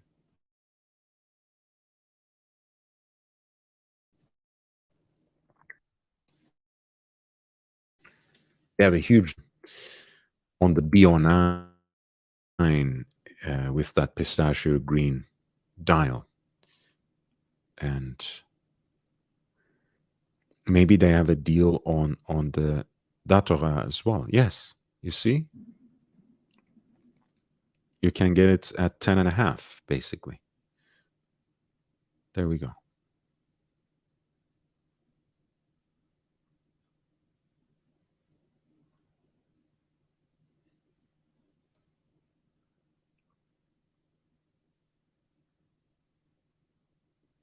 %22 off from list. And the pistachio you can get for $63.95, $6,400.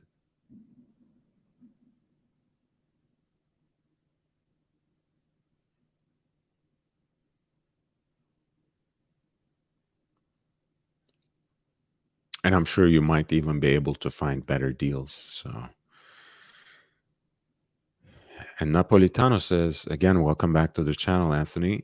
Not retail, 50% of the cost of production. Thomas Broadbent says that brown calf strap on the 1921 would be a good match on the Breitling.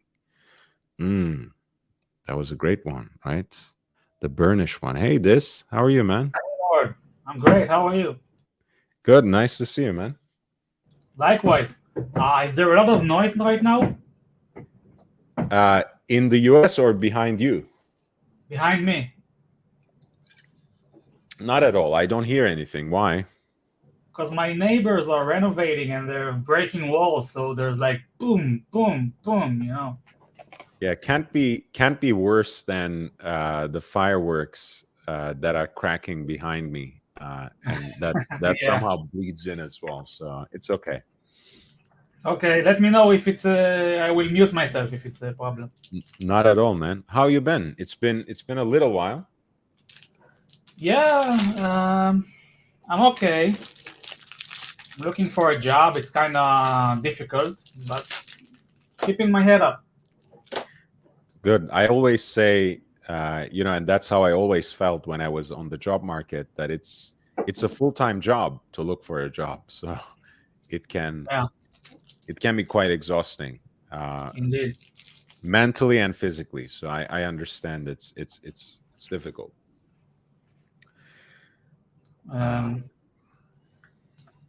I switched the bezel insert on my 16710.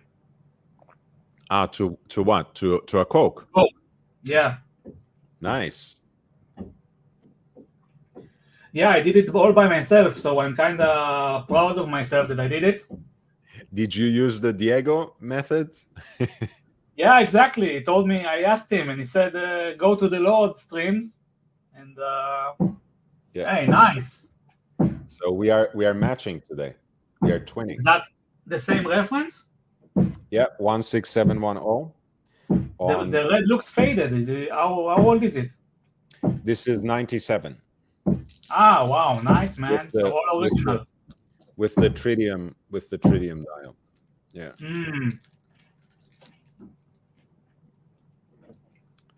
Yeah, that's the original. You like your straps? Yeah, I do. But since I'm on the move, I'm basically wearing them all for the last time for a while on the leather straps. So tonight after the stream, I'm gonna change it back to its bracelet and put it away for the moment. Yeah. Are you going somewhere? Yeah, I'm moving. I'm moving to another place. Oh. The same city? For now. Yeah, I might actually move to a different part of the country by next year, but that's just a plan for now. So no plan of action, just an idea. Cool, man. Good luck with the move. Thank you. I've been packing as well, feverishly on a daily basis. So it's cool. Well, Jake Brooks says, at least we hope those were LA fireworks. Hey, you never know. It might be something else that's cracking in LA whenever you see it. But Paul Mooney had a great routine about this, about the gas prices specifically. You know, that gas is so expensive there hasn't been a drive-by shooting in LA for months now, so it's all right. It's just fireworks, literally. Who has the kind of money to shoot someone in this day and age? Come on. What is going on in the world of watches for you? Have you been chasing after a 5-digit sub still? Well, to be honest, this Coke is supposed to, be sold or traded for the 5-digit sub. Yeah. But now, when I switch the insert, then I'm kind of reattached to it. So I might keep it after all, and one day maybe get a sub, regardless of this one. Okay, that's not a bad idea either. Look, I mean, for me, I have been talking about this with a lot of people over the years, but especially recently. For me, the 5-digit models, a lot of them, whether we are talking about 16570, the Explorer 2, whether we are talking about 16710, the GMT Master 2, 14060, the no-date Submariner. To me, those really represent a time and day when Rolex was near perfect. And for me, every downhill 2006 or so. For me, that's my personal opinion, right? And for that reason, the 5-digit has a special place in my heart, and I find it very approachable from either end of the spectrum as well. So if you love vintage watches, but you want something that that has a similar aesthetic, and even some, if you go a few years earlier to 2000, you can get something with a tritium dial that has that vintage feel, a little bit of patina. Of course, the aluminum bezel inserts always help preserve that spirit a little bit. And if you are coming from the end of the recent models, you can wear something in the 5-digit that has, that still has that same reliability and robustness in terms of daily wear, but that again has a few touches that give you some charm, some authenticity, that some magic that these current models for me don't really have. So yeah, I get you.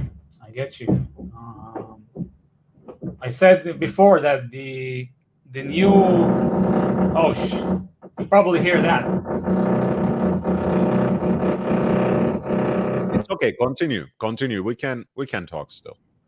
The 6 digits are like jewelry, versus jewelry. Yeah. For me, they're not the two watches that they were supposed to be. And again,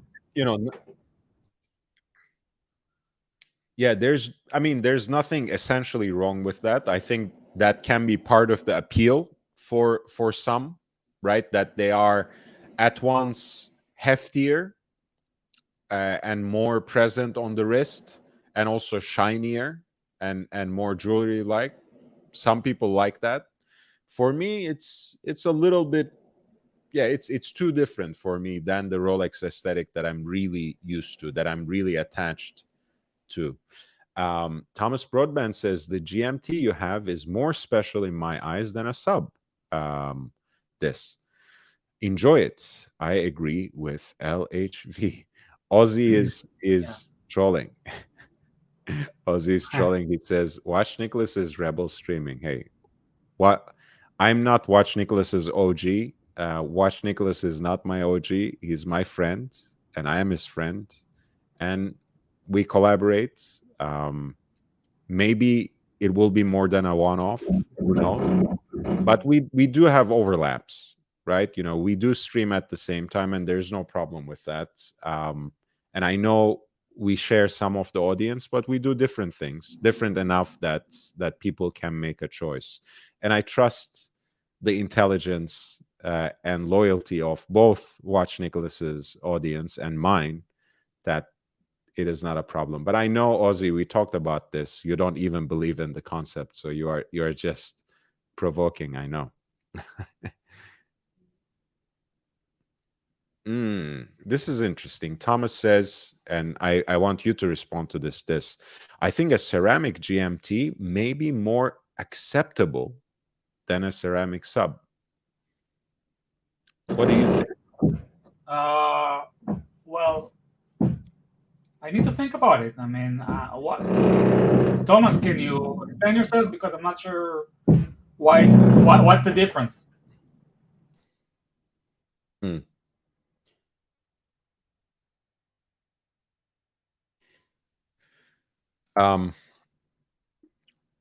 In my case, again, to me, I don't have anything against the way ceramic bezels look, ceramic bezel inserts, or I think Cerachrome is what Rolex called them. I like how they look in some models. Like I love the black GMT. I still like the Batman configuration, blue and black. That being said, I don't like the fact that they don't really age. I don't like the fact that they don't take on patina. To me, one of the charm of GMT bezels, especially, is the way they fade. And that can be the same with the Submariner. I'm not a huge fan of ghost bezels, but I like the fact that my bezel insert kind of faded into this, you know, a little bit of a navy-like color, you know, or like a very matte black. So you can't do that with ceramic. But I think I understand what Thomas means, because you know, sub at the end of the day, it's black. The GMTs are more colorful watches, so maybe ceramic can fit that aesthetic a little better. Yeah. Sub is a tool action watch. GMT is a travel flying with a jet thing. Yeah, I think, you know, more or less I understand what you mean, Thomas. It's a more, yeah, the GMT is a more light-hearted watch anyways. It's more colorful watch. And sub at least has the ancestry of a purpose-driven watch, something we can call a tool watch. So I understand what you mean with that differentiation. I prefer both of them in pre-ceramic 5-digit or even 4-digit versions, but I think I know what you mean. Aussie Expat says GMT is the cosmopolitan watch, as Rolex put it, aka for posers who think traveling cattle class is a glamorous activity. Man, Aussie Expat is coming with the nasty and vicious energy. This is great. This is the Archie 2012 spirit that we are trying to resurrect in this channel, guys. And Aussie Expat, our resident Australian, is doing his part. We love you, this. You know that? Can you hear us, this? We can't hear you, though.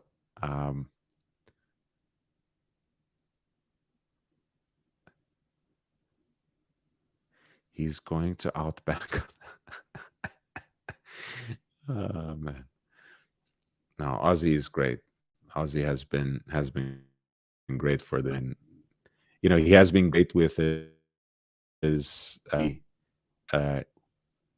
you know, cooperative, more pliant energy, but I kind of like the different, you know, more blunt, slightly more cynical energy that we have been getting from Ozzy in the last few days. It's a nice change of pace. It's a breath of fresh air for sure. And hey, you know, otherwise I have to be responsible for saying all the all the nasty, all the aggressive, all the vicious shit on the channel, and that's not always a great look. So I'm glad someone is taking off my burden to be always the bad guy, so I can play the good cop once every so often. And Big Meat says Aussie, i.e., mean, nasty, and vicious. Amazing. It's the heat. It's the heat. It might be. It might be. Did it get that hot in Las Vegas, Aussie? Is it the heat? Is it that the trolls are getting to you? Or is it something else?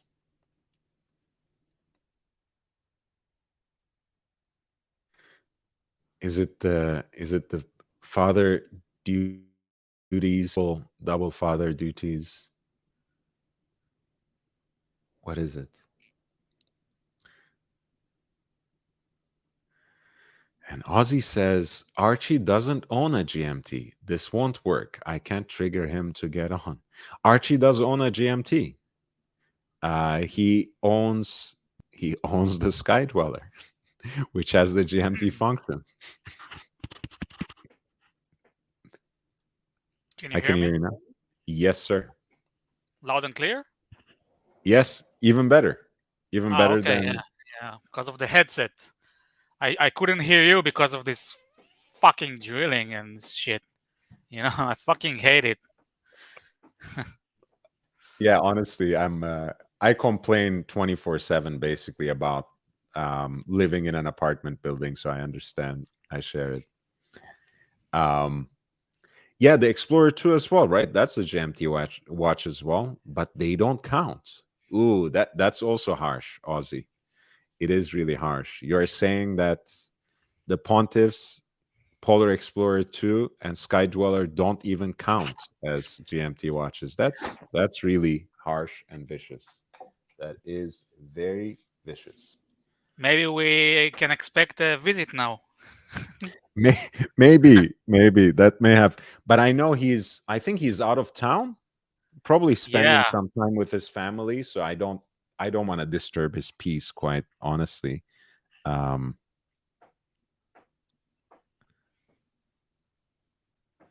Ooh.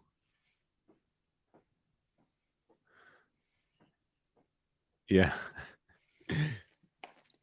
what is it? Mean. It's mean. Oh, it's some personal message. No worries. Not revealing that. So nice. He just can't find that function on Sky Dweller. Lost in the bezel. Oh my god.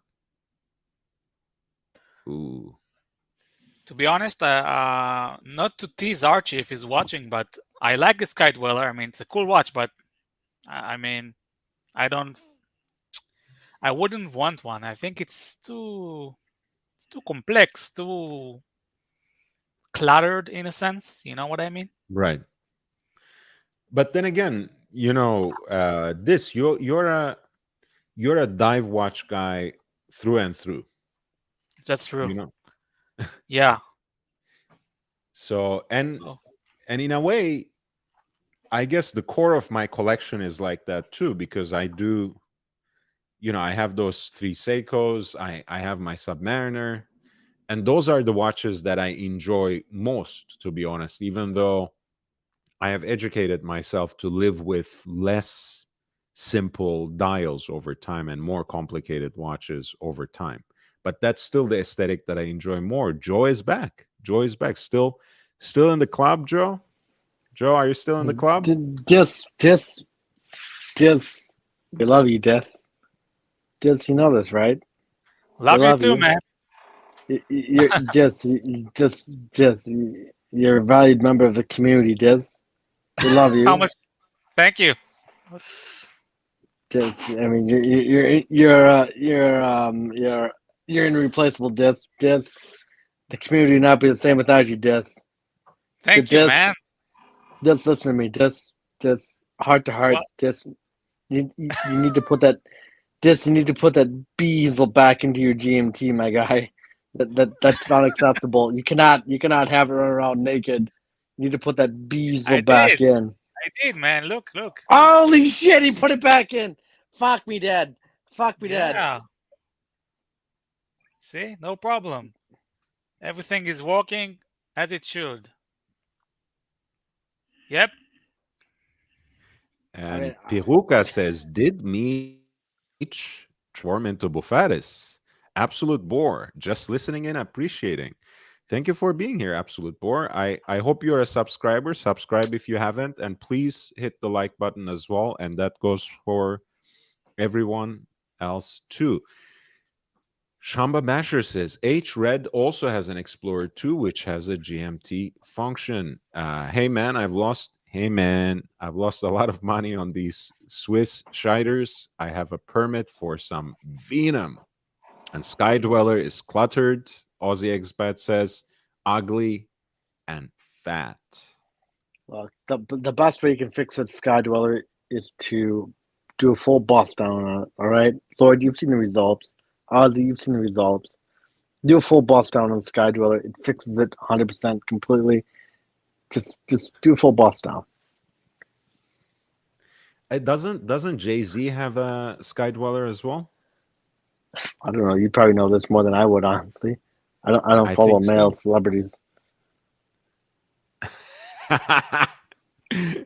Nice one, Archie. Great vid. Nice one. Great video. This is, by the way, Bruce G's lady who was wearing her Constellation when they went to pick up this new Cartier Solar Beat tank. Yeah. Were you able to clean your throat with that, Joe? Do you feel better? Not quite. No, I mean, it's, yeah, not quite.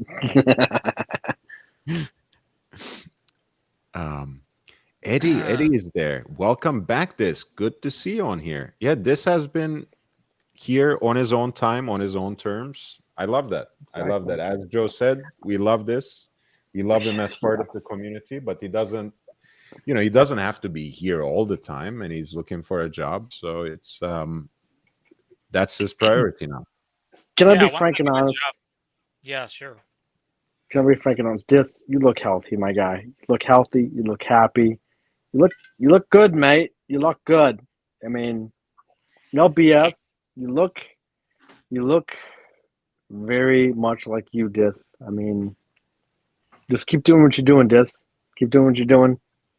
We love you. Thank you, man. We do. Thank you. Thanks, man. I love you too. Lord, I mean, I would recommend a nice hair piece, something from Hermes, maybe Louis Vuitton. Maybe they can custom order you something, but I would recommend a hair piece. How much, Meech? I'm in the market for a luxury toupee. Where should I go, and how much should I budget for?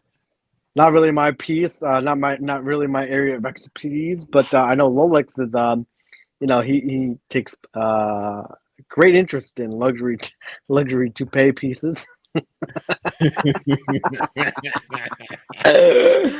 I mean, Lolex is already mad at me because I blocked him on Instagram, so I'm not gonna talk shit about him. I actually love the guy. I mean, I met him in person. I actually do too. I love Lolex. I mean, he just started talking back to me on Instagram.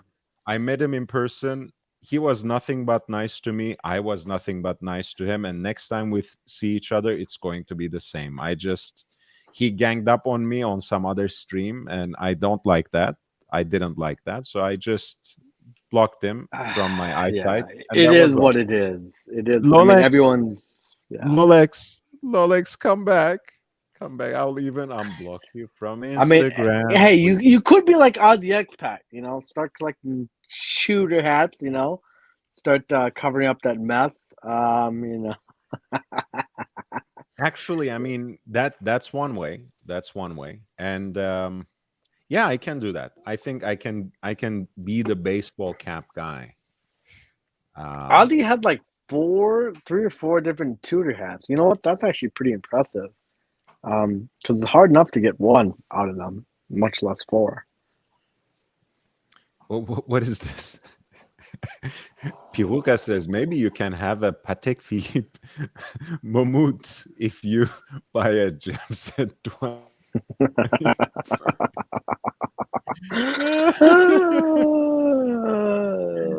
Fuck me, Dad has gone pear-shaped. Lord, Piruka is watch Jesus? Wristwatch Jesus? I think so. He's Swiss. Yeah, Swiss. SWIS, yeah. Seriously, previously known as the Watch Jesus or something. Yeah, I mean, it kind of looks like the guy. Yeah, you're right. I can see and the he's from resemblance. Switzerland. He's from Switzerland. He used to be on Team Marco and Team JJ before they kind of slowed up on streaming. And yeah, and that's exactly why he's welcome here, because we love JJ and Marco as well. So yeah, we love everyone. Exactly. Well, I mean, I certainly don't like certain people, but that's okay. Except for Higgins. Except for Higgins. I mean, but that's that's not the point.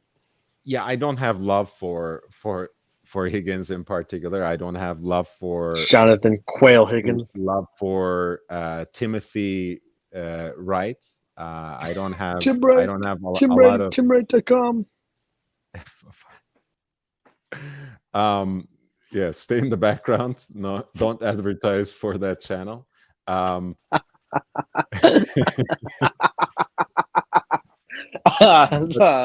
being said, yeah, I'm not. There are even people that I dislike even more that I'm not going to even mention their names.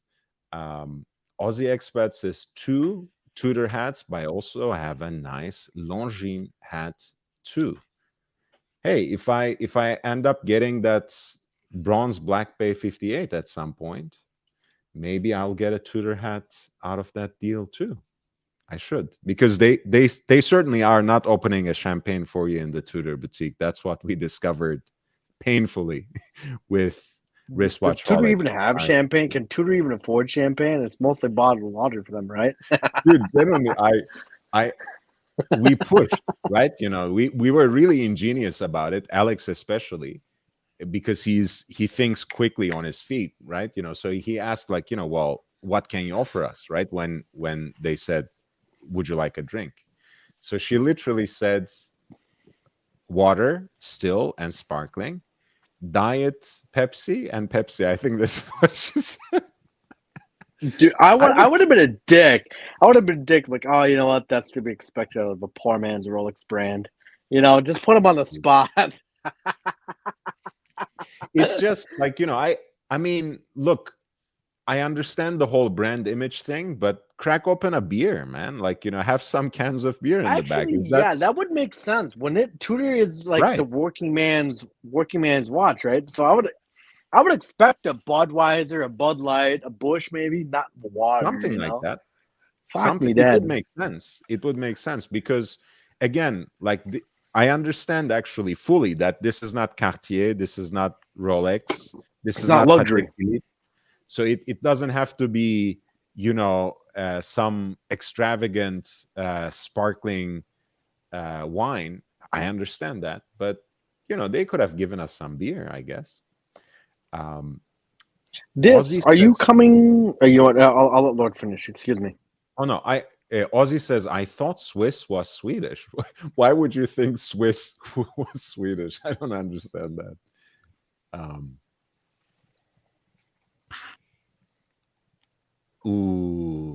Jake Brooks says, do you think Archie realizes that some people are hesitant to super chat on his show, knowing that part of it goes to the snake in the grass? I don't know who you mean, JB. Archie's not collecting 100% on his show. I thought he was. JB, but you can always direct those super chats as contributions to this channel. No worries. We are keeping the legacy alive here, and Archie can come be part of this show anytime he wants. Aussie Expat says, I never got a hat with my watches. I paid for my black Tudor hat on the gray market. Ooh, Ooh. premium on Tudor hats. Premium on Tudor hats. I suddenly Karan feel from better about buying my date just. Karan from Horologio at Venetian gave me the gray Tudor hats, and Longines was from the horse jumping event. I am certainly in the mood of anyway. The horse jumping sponsorships are a great part of the Longines legacy, certainly the equestrian competitions. Bezos says, I danned a cold one. And Thomas Broadbent specifies St. Pauli girl. Nice. Anyways, yes, are you coming to the American visit for Archie or not? I wish, man. I'm broke. I don't see myself coming. I don't have a job. I'm broke. So I don't see that happening. I mean, also getting to the United States is hard. You need a visa and stuff. Yes, we should talk sometime after the cameras have gone dark and the lights are turned off. Because I would love to have a drink with you in my own state. We can maybe work something out, Dis. We can maybe work something out. Sure, man. Nice. Anytime. Yeah. Sure.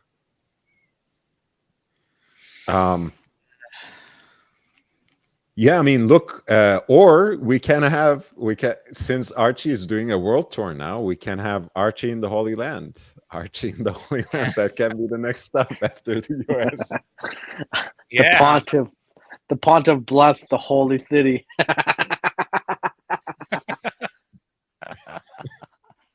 Archie, I love you, Archie. I truly do. I mean, it may not seem like it sometimes, but I truly do. I mean, my collection would not be what it is without Archie luxury. Of course. I think that goes for a lot of us in this. I've never looked into Verso with the same passion that I did, and when I was buying yet another Rolex, God knows, maybe I wouldn't have gone for an Explorer 2 with a polar dial. So I'd still be buying shitters. I'd still be buying Seikos. Honestly, without Archie, yeah.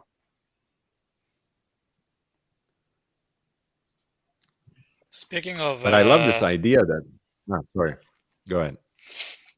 Speaking of Archie and Lord saying that I'm a through and through dive watch guy, which is correct.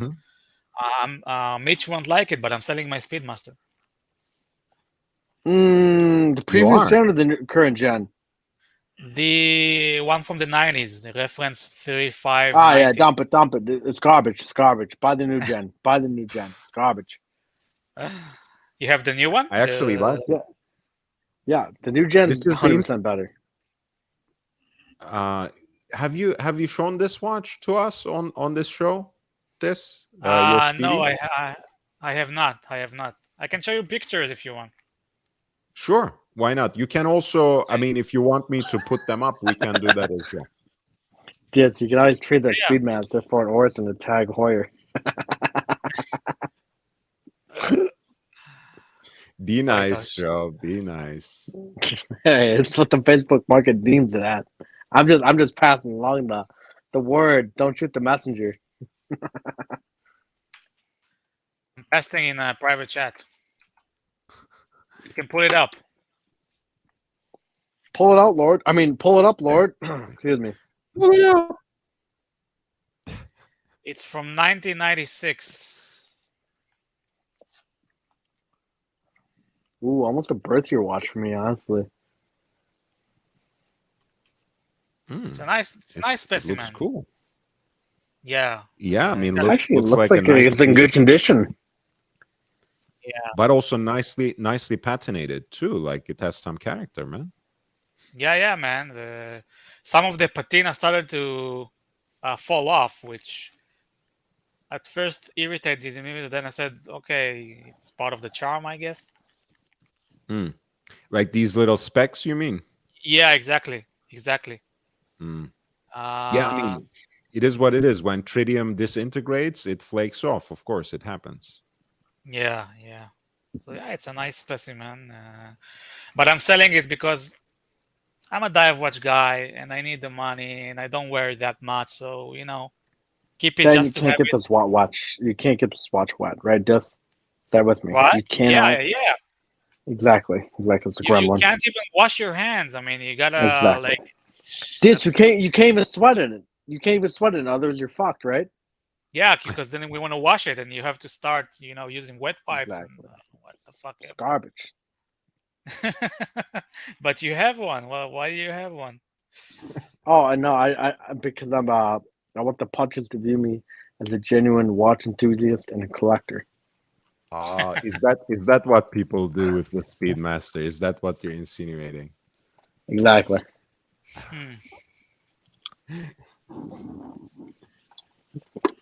Man, that's interesting. Right. That's very interesting.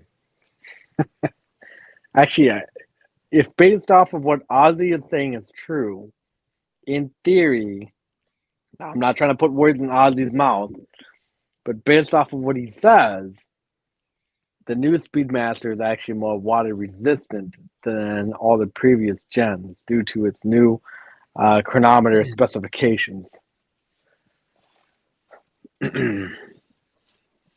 By the way, I missed that Watch Nicholas was dropping by. So if you're still here, my friend, thank you. Thank you for being here. And Aussie Expat says, I would not have made the mistake of buying more than one watch if it wasn't for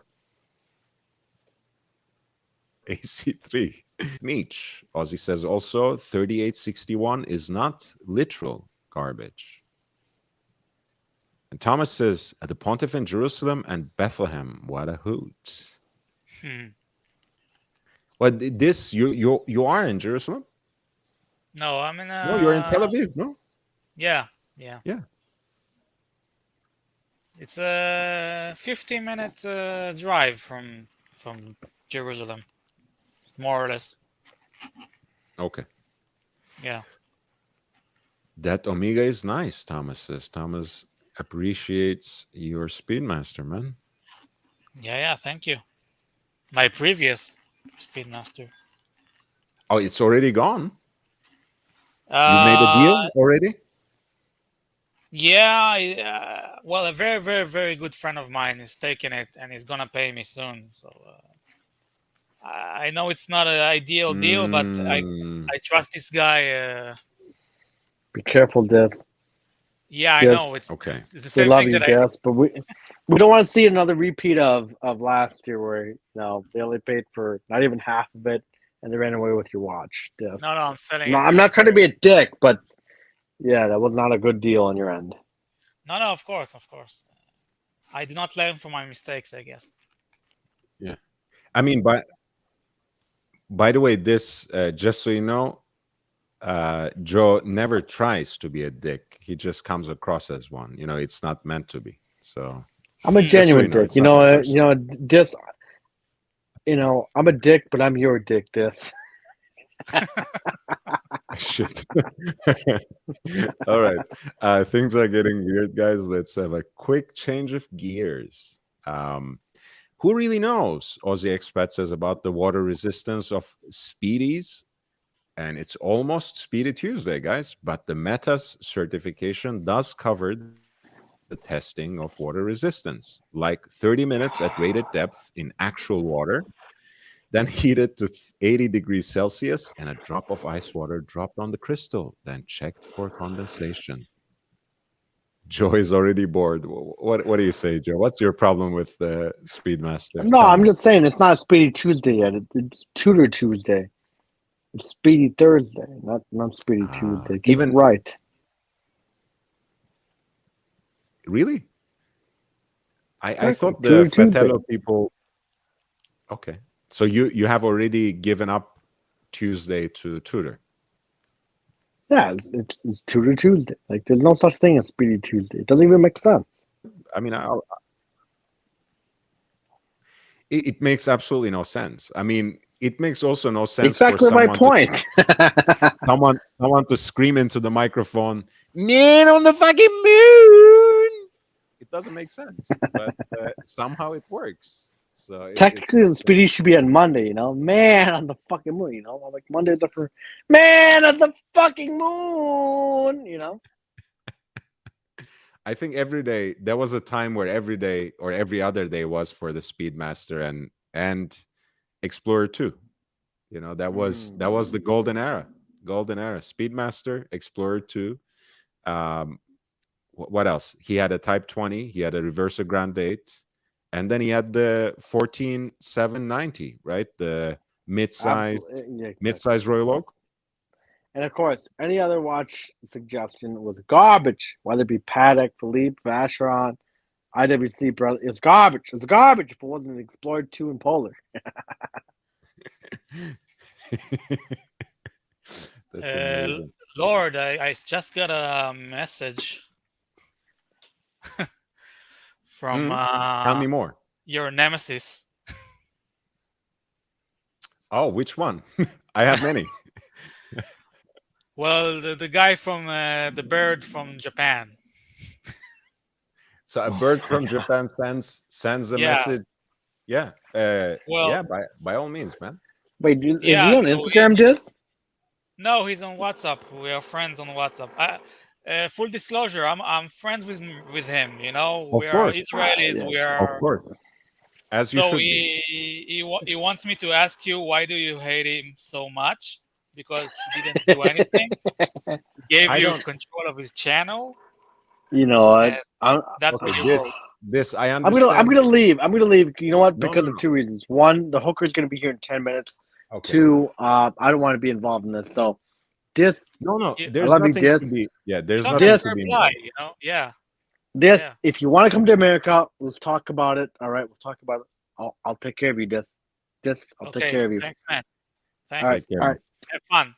Hey, this I love you, but I'm not gonna give that the dignity of a response because this is a desperate attempt to gain some exposure. He was in my chat, when I was doing a boxing stream and there were, less than 5 people here, and he was in the chat trolling rather than asking me those questions himself. If he were nice enough to say, those things rather than saying nasty things in my chat, I'm sure he could have gotten a response, but I'm not gonna give him the airtime here, not today. Okay. GB Vol says, did you watch Archie's tribute to me from that era? No, can you send the title, GB? I would love to watch it on my own time. It's his least viewed video of all time. And GB Vol says, Air King Ben. No, it's never going to be like that. I mean, I love this. And I love the fact that he is staying on good terms with everyone. We need people like that in the community. He doesn't have to carry my burden. He doesn't have to inherit or embrace my beefs and problems with other people. He's welcome here without condition, but I'm not gonna answer a third person's questions on my stream. That's all. That's where I draw that line. That's fine. It's fine, man. You just asked me, so I said I'll try. Yeah. Speaking of people from the Holy Land, here is someone I really love to talk watches with from Switzerland. Hey. How are you doing? Hello, Lord. Hello, Dis. Good to see you, Dis. You too, man. How are you doing, guys? Great. Okay. Nice to see you. Awesome. So did you have a chance to look at the Vacheron Constantin stream from yesterday? Yeah, I watched about the first 40 minutes because it was like 5 hours long. So I still have some content for the next week or so. No. Honestly, Swiss, that was the first 40 minutes to an hour was the Vacheron Constantin okay. part. After that, we didn't talk much. Yeah, every minute I was like, man, I wish I could be there. But it was good. It was really good content, actually. Oh, thank you, man. So what's happening in the world of Swiss, in the world of Piruka? I don't know, not too much. Summer vacation has started here.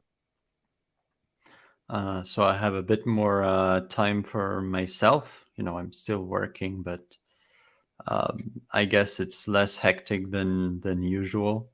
Mhm. And then I'm gonna be going to the mountains for a week. Nice. And after that, I don't know. I have nothing else planned.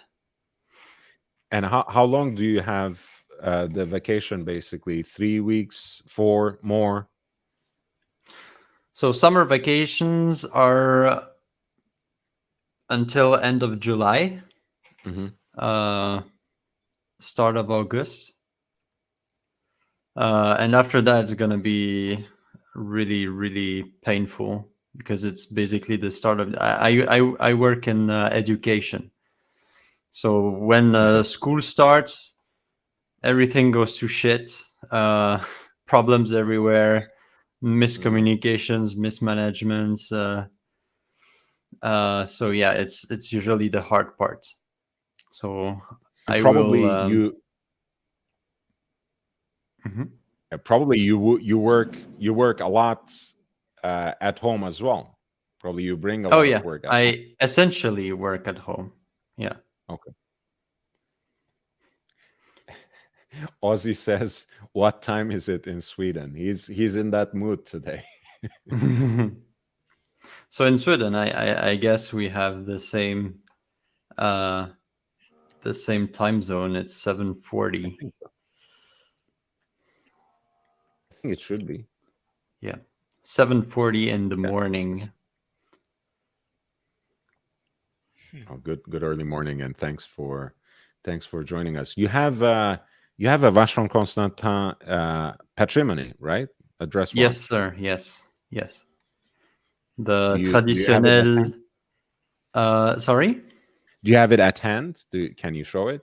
Oh, I can. I have to go get it. It's in the other room. I can go get it very quickly. Just give me 1 second. Of course. Yep. I'll be right back. Of course, man.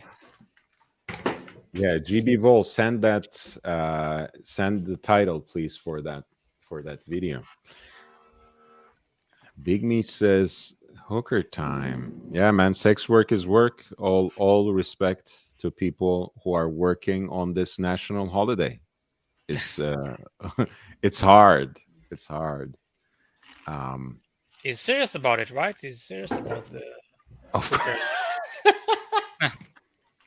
I mean, allegedly, it's not true though. Not true. No.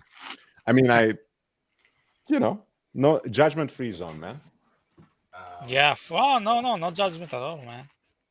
On ends, on both ends. No pun intended. Wow. That's nice. It's beautiful. Look at the construction of the case.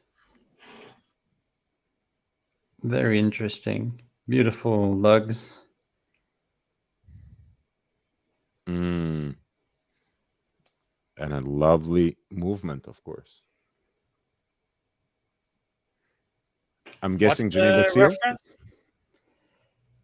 Yeah, you can see the Geneva seal up there on the case and also in the movement somewhere right there. Nice, man. Because apparently now the Geneva seal also extends to the construction of the entire watch, just like Metas would do. And reference is 12072. No, it is 82172. Patrimonie traditionnelle. Nice.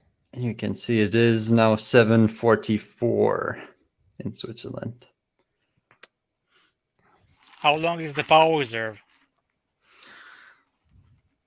I think it's 65, which is rather long for a watch that has only one barrel.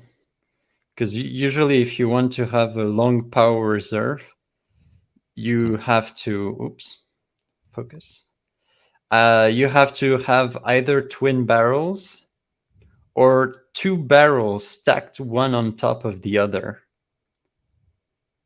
But this one is ultra thin. Well, it's thin, not ultra thin. It's thin. So it just has one barrel, but a big one. So it has a big power reserve. Mm.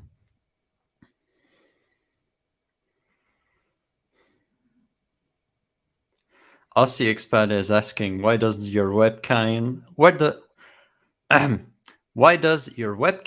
not look like ass Swiss? Well, I mean, does that mean that everyone else looks like an ass? What does that mean? I mean, Or he's talking about the webcam, the video quality. Maybe that's what he asking. no, I think Ozzy doesn't realize the fact that it's not the webcam. I just look like an ass in real life. He hasn't yet had the privilege to meet me. So, GB Vol, by the way, sent the video. I'll watch it on my own time, GB, because it's not always good form to show content from other channels, and you know how much I enjoy Archie Luxury, but I don't want to steal from his content and broadcast it here. You know, it's not fair.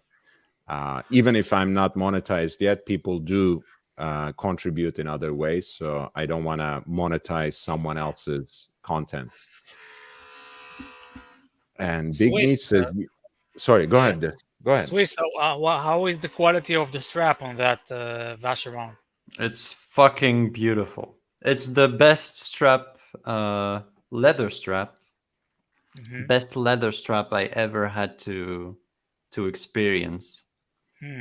I don't know. It's just the firmness, the thickness, the feel. It's actually double alligator on top and underneath. It's just really, really perfect. And yeah, it's the best leather strap. And I have even tried Hermes straps.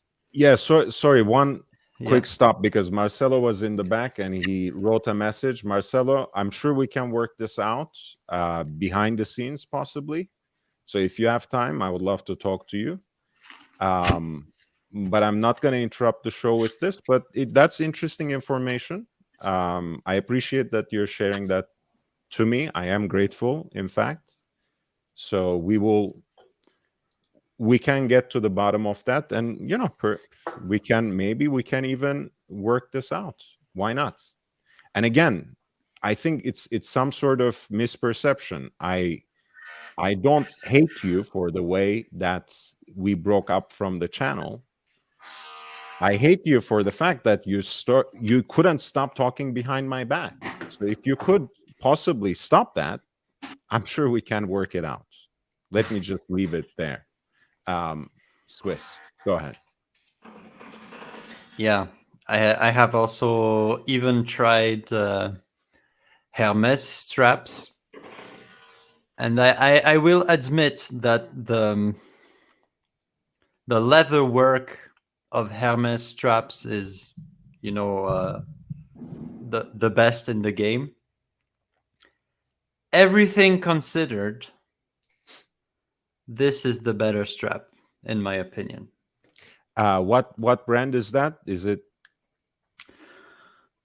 I think it's Jean Rousseau from France who made those straps for VC, but I think they do not provide anymore. I think they changed strap makers very recently.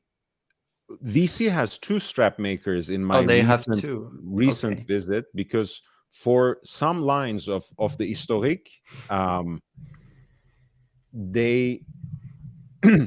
they had the Serapian made in Milan, Italy. And then on some other lines, like the 56 watches that I looked at, and not the entry level, they had something else that just was marked made in Switzerland. And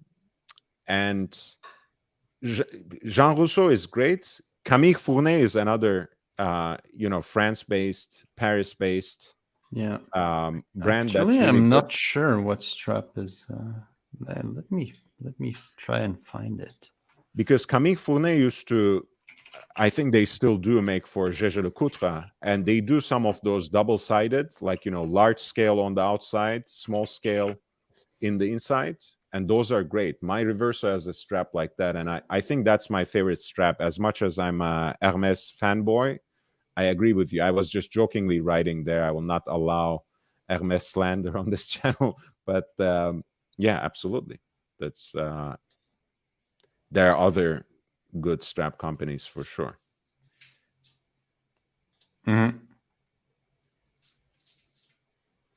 Swiss, you also have a Batgirl, right?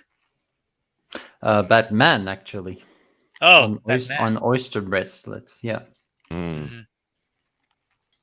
So you have a combination of dress watches and sports watches, or? Yeah, I'm more of a dress watch guy. But I started with a few sports watches because my ideal is very high-end dress watches. So I didn't want to get like a cheaper dress watch to begin with. I really wanted to save for a real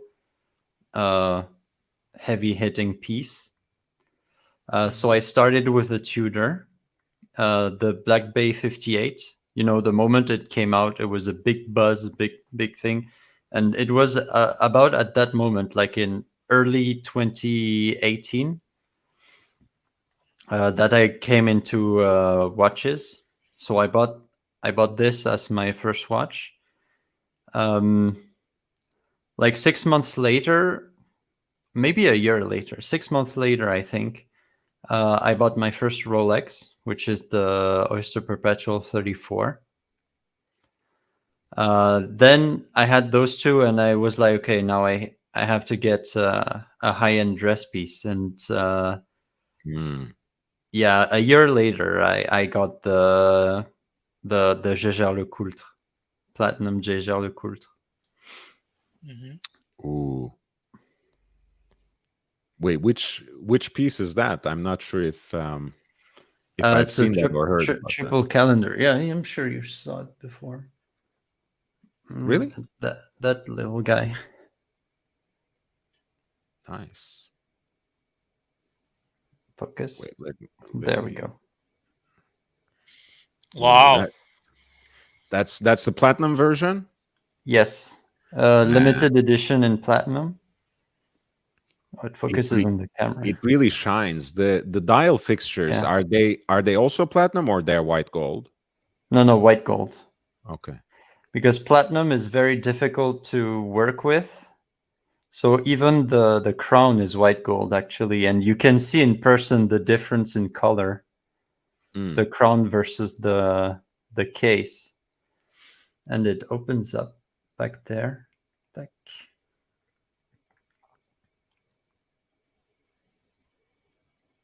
Impressive. And you can see on the rotor it's written PT because the oscillating mass just for that one is in platinum. You can see there it's engraved série limitée à 250 pièces, 250 pieces in platinum. Man. And I think it was, so it is 37 millimeters. I think it is from 1999. Nice, So that was my first big dress piece.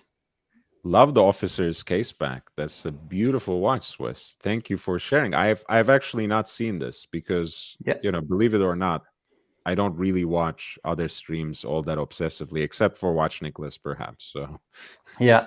So this is a very dark blue color, actually. okay. So it's a navy dial. Yeah, yeah. But the legibility is amazing. Like a midnight blue, I would say. Yeah. And this the is how legibility you. is amazing. It is. Great. And this is how you recognize the platinum, because before the blue color was the color that they use only for platinum pieces. So you can find the exact same watch in steel, but it has a black dial with contrasting, the little day and date. It is with a white background. And those are amazing deals, by the way, on the secondary market. Yeah. The steel with black dial. Yeah. Oh my god! Incredible deals. I saw this one in yellow gold. Beautiful yellow gold cream dial, triple date. It went at auction for like 4,000, something like that. 4,000 in yellow gold, complicated JLC. Nothing. Yeah. Amazing. They're all on Chrono 24. There was a steel one with black dial, which I think has a better legibility than the white dial ones. But look, some of the white dial ones and how cheap they are. I'm gonna pull it up. I mean, again, nothing to sneeze at. It's still a few $1,000s, right? I also always emphasize this. But still, like at around 5K to get something like this, something like this. I give you the reference in the private chat. There is two versions, one without the moon phase and one with the moon phase, and mine has the moon phase. Let's pull it up. Oh yeah, and there is also like a platinum limited edition perpetual, which is the one you see in the very first photo. Fucking beautiful, but it it sells for like 30K in auctions. It's crazy. That is mine. That's right. The one I have. But imagine, I mean, this is like in any other. You have a watch like this, even a triple date, not necessarily perpetual calendar. It's certainly going to be in another price segment altogether. In platinum, are you kidding me? Yeah. And you're right. In these are photos, they we have selling a better, it, or is it a previous listing? I think it's a previous one. Yeah, you see, I didn't even realize that they had a French website, but pourquoi pas? Si. Yeah, and so mine, I did put a little tank buckle, because actually it came with the big platinum. You can see it right there. I did buy a little tank buckle to go with it. Okay. I went in to platinum the or JLC. white gold? No. This is in steel. Okay. I went to the store and I said, "Hey, I have this, platinum watch. I need a tank buckle." And they, so we can give it to you in platinum. I was like, "Oh, yeah. What's the price? $700." For just the tank buckle. In platinum. Yeah, I was like, just give it to me in steel. I don't care. Okay. But mine has the deployment clasp in platinum.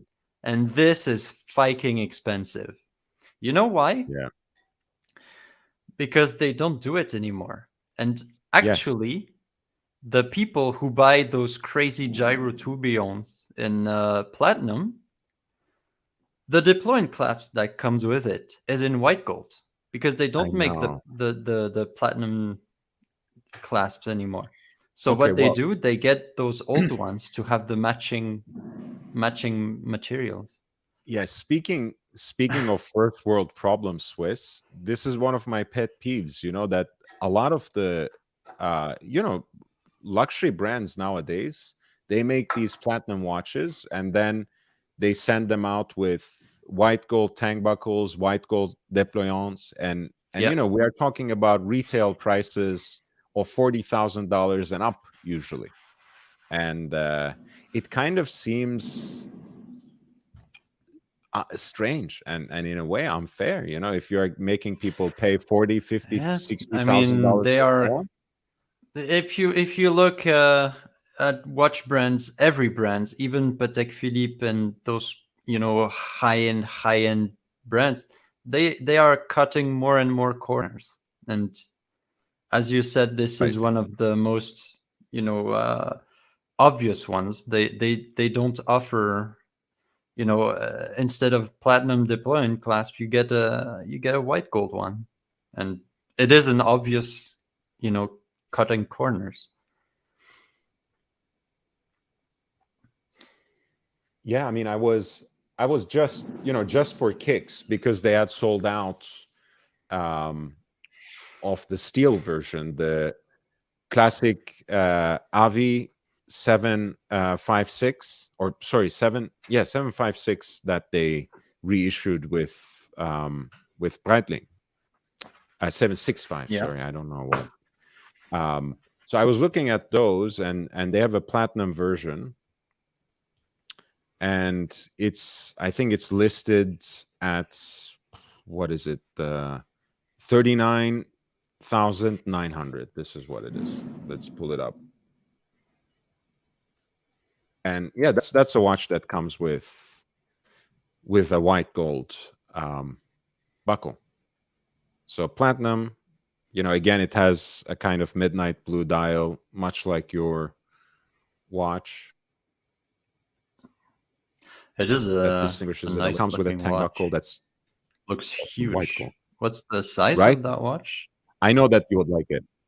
This is a 41. So for our Type 20 oriented souls, it's not too bad, but it's larger than the Piaget Type 20.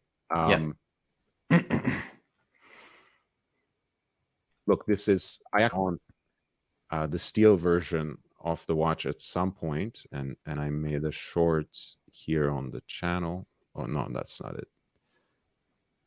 Oh, there you go.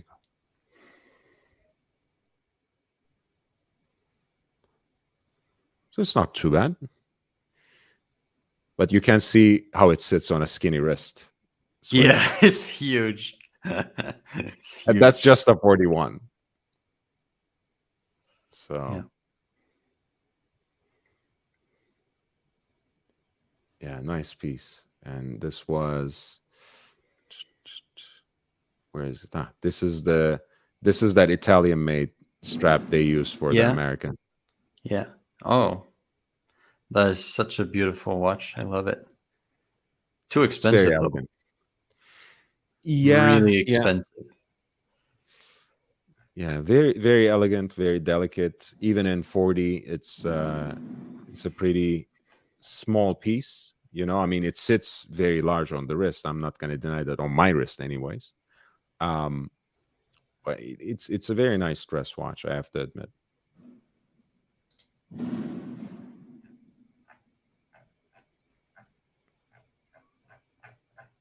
Yeah, anyway, but they have that. A lot of these brands have the habit now of making platinum watches and matching it with white gold. Jaeger-LeCoultre does it now. Breitling does it. Many others.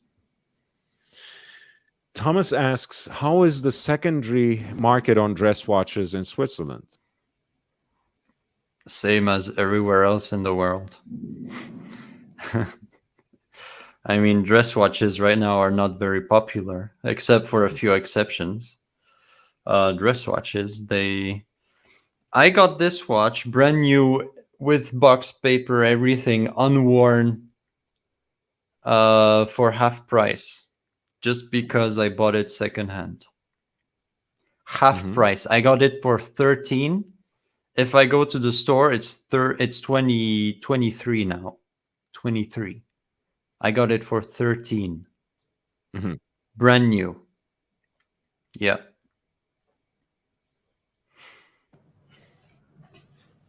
Yeah, that's. I mean, it's a great deal on a great watch. Déjà Le Cotre at any rate is like, already at retail, relatively speaking, offers a good deal. But if you get discounts, Yeah. or if you get Honestly, yeah. market, yeah. You can get some JLC perpetuals at such cheap prices, and I think they are one of the most beautiful perpetual calendars. The Master Control, I love it. Yeah, and of course the Kurt Klaus touch still remains. Yeah. I just discovered a couple of days ago that he has an Instagram account. I followed him, he followed me back, and I was like, oh, this is my footnote moment in history. Kurt Klaus follows me on Instagram. Anyway, but it's that's truly legendary. I mean, people don't realize it because, of course, the complication is not his invention, but that's the idea that you could, with just one quote unquote simple module, have a perpetual calendar complication that you can adjust with a single pusher. Yeah. That's a breakthrough if you're looking for one. So much respect to Kurt Klaus. And Ozzy says, to the heresy of replacing white gold with platinum, white gold costs more than platinum, so that's weird. I guess they're just not machining them anymore. Yeah, it's the machining of the platinum that is way more difficult than white gold. White gold is very soft, easy to shape and model and work with, whereas platinum is really hard, really dense.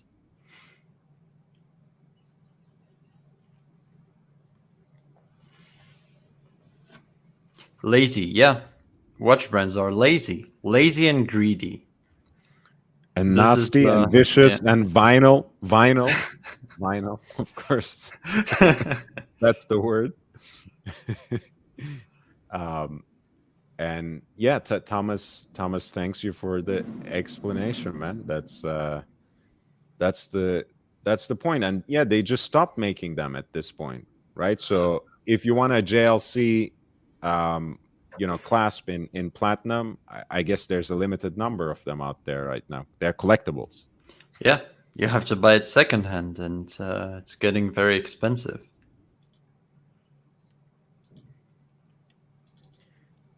Yeah, and that's I love that Hunter caseback. I was gonna ask, like, oh man, it's a shame that they didn't make an exhibition one on that, and you popped it out, and it was. Yeah, this is the main reason why I bought that watch. It was for this exhibition back. Let me open it up once more. There we go. A little light. Oh. The movement is nice too.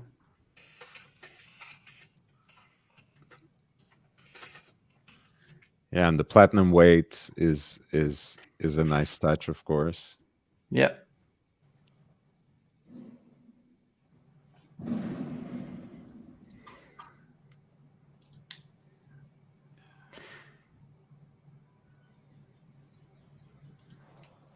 So what would be, now that we have seen your patrimony traditionnel, we have seen your master control triple date in platinum, what would be your absolute grail for a dress watch? Ooh, I have a few, but if I have to pick just one, the grail, yeah, the one on it would be the Vacheron Constantin Saltarello. Maybe I can give you a Wristwatch. reference. Tell me more about it.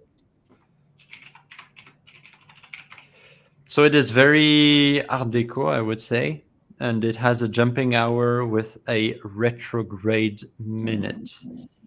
And I have to say, retrograde is one of my, how can I say, guilty pleasures. I love retrograde complications. Okay. And this watch, I think, is just so Is damn it is it perhaps this? This? No, wait, it's very close. Let me find you a good image. One that also shows the back. Yeah, there you go. I'm putting it in the private chat. Okay, I'll pull it up from there. Maybe better. Oh, nice. This is by the way, the website belongs to the guy who is now rebuilding after having scammed people with Franken watches, right? Is it that really? guy? Yeah. I don't know. Allegedly, let's say. But yeah, this is the guy who this is the hour, and these are the retrograde minutes, right? These are the minutes. Yeah. Okay. So most people, like Tickers, always says that this is like a bathroom scale, which I mean, I can see why he says that. Or sometimes they say like a parkometer. Okay. But I don't know. I just love it. I absolutely love it. And it has you can see the movement behind it. It has that classic JLC 920 automatic ultra thin movement. You know, the movement that was made for the Royal Oak, for the Nautilus, for the 222 by Jaeger-LeCoultre for these three brands only. Nice. And it has a beautiful handwork engraving on the rotor. Amazing. And would it be too exaggerated to say that was the movement that made Audemars Piguet hold on to 40% of JLC stake for quite some time? Yeah, probably. Yeah. No, it would be. It would be. But honestly, if my bathroom scale had this sort of guilloche decoration, I would not be spending so much time on live streams. So I'm fine with anything that other people may say about this watch. I love it, and it's also, considering how much I like as an idea, not necessarily as an execution, the tank à guichet. Yeah. Yeah. Mm-hmm. Which is really unreadable. You know, I mean, it looks great, but it's really hard to, like, you know, from your wrist, you have to have the eyes of an eagle, you know, to properly read time. This looks like a better presentation, more legible presentation. I really love that because it doesn't look like anything else. I mean, the case shape and the lugs, the shape of the lugs, it's so unique together with the guillochage. I think it's amazing. Yeah, I'm gonna go right back to it. Sorry for interrupting it, but this is the watch that I mean. This is like a beautiful piece, nice accessory, very elegant, but good luck, you know, reading, you know, hour or minutes. You know, it's impossible. That being said, when you go back to Sartarello, it's, you know, if you're into tonneau, first of all, I mean, that already would take you. But like you said, you know, the lugs are very distinctive too. And Vacheron Constantin in general does great work with like these out there kind of sculpting of the lugs, you know, from Comte de Vache to spider lugs to these to the eagle's talons kind of thing that they did in the Malt series in the past. Yeah, Yeah, this is beautiful, man. Yeah, and what kills me is that like 3 or 4 years ago you could have that for nothing, and now it's going for like 50 or 60,000. And what do you mean by nothing? Because sometimes it genuinely can be that. Nothing, like a bit slightly over 10, maybe 15. Yeah. Now Pavel it's is like in the 40 chat. plus 50. Not as bad as Higgins soys. What does that mean?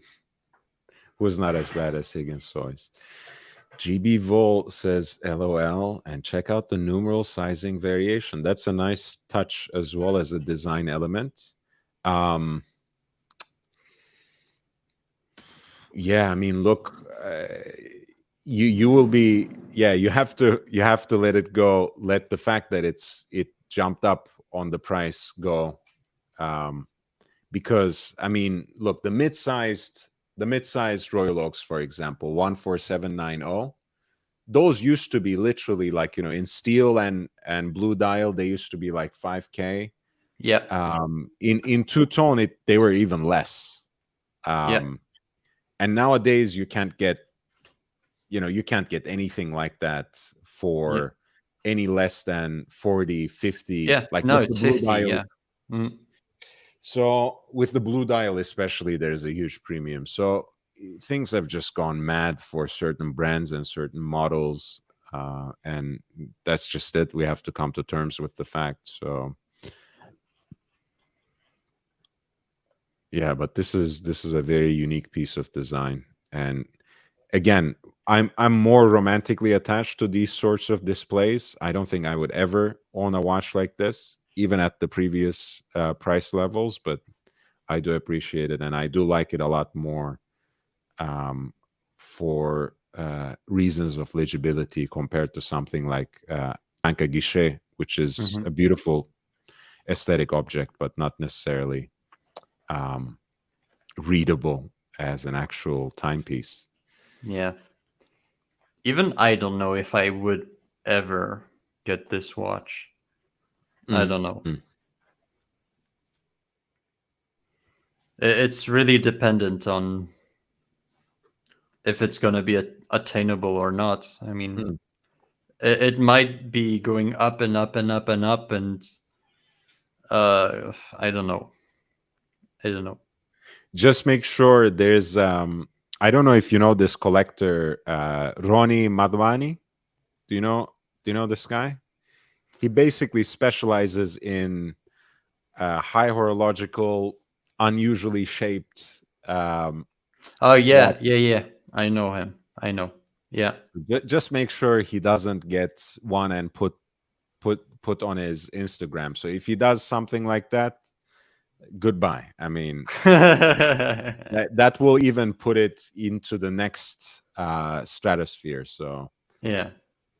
I mean, just one collector completely destroyed the Cartier Cintré, because that one guy just hoarded them all, and now it's impossible to find a vintage Cintré. Yeah, thank you, Auro Montanari. Thank you. Big Sal says, hello all. Welcome to the channel, man. Swiss, if you had the money, this or 222? 222 for me. Very close call, because I love the 222 also in steel 37 jumbo. I love it. But I think I would slightly prefer the Saltarello because it's a dress watch. But the 222, I love that. I love the 222. Amazing. Love it. Yeah, and speaking of watches that are now unrecognizable in terms of financial value, I mean, how about this? Yeah, is steel, those, right? those. Oof. Yeah. Oof. No, it's over 100,000 or something like that. Just forget it. You're never getting one ever again. Yeah, and I actually love the bezel. Sorry, go ahead. What were you I saying? mean, I love it, but what's so unique about it? The thing is, the Vacheron Constantin just resurrected this watch by making a historic 222, and it made the big headlines, and therefore now everyone was jumping onto the vintage models, and the price went up from like 30,000 to 80,000, 100,000, Hmm. and yeah. And to be fair, also, before the overseas started gaining, oof, before the overseas started gaining traction, right after 2019, basically, um, the 222s were even less desirable. I mean, they were even cheaper on the secondary market. So It was considered garbage, to be honest. People really hated. I mean, the design is really outdated. I have to admit, this is so outdated. But I still. It's not that I like it; it's that I respect it, and Hmm. it is really my profound respect for Vacheron Constantin and its history and everything it had to go through that makes me love this particular watch. um, I think honestly, to be fair, I actually like the 222 better than the Nautilus, but it was so easy to talk shit about it. You could get away with talking shit about it because it wasn't a Janta design. They would, to me, Nautilus is an extremely unattractive design, but you are not allowed to say anything against it because it's the almighty Gérard Janta, right? So it's not allowed. But when it comes to the 222, I think it was the neglected one out of that trilogy because it was designed by Jörg Haschek, not Janta. That's it. Yeah. There's no other way that I can justify the absolute and total neglect of this piece before the craze for stainless steel blue dial sports watches took over. The overseas started gaining traction. Then they started gaining traction in all the materials, all the different historical models, and the 222 started picking up around the same time. And it didn't help, like you said, that the Historique reintroduced it in this reissue. Um, Yeah, I think it's a great execution of the two tone actually, because it's the center links. It's those like honeycomb center links that get the gold treatment. Ooh, rectangle. I think he's talking about the square-shaped 222. Oh yeah, That's also very interesting. You know that the Royal Oak has a square-shaped Royal Oak, like I vintage do. Yeah, square. Well, there is exactly the same with the 222, which is actually not bad looking. If you just Google square-shaped 222, you should find it. And it was usually like smaller size quartz, like for ladies, but I am pretty sure they uh-huh. also made some men's size automatic square shaped 222s. Yeah, it looks exactly. I mean, not exactly, but very reminiscent of that square shaped Royal Oak Yeah. aesthetic. Yeah.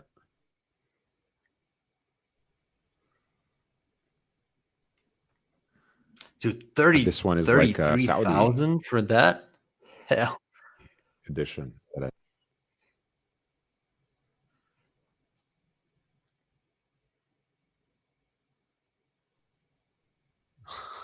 Wait, I just found the picture on this, but watch rapport is they just steal from someone else's pictures and try to fish people. It's not genuine. Ooh.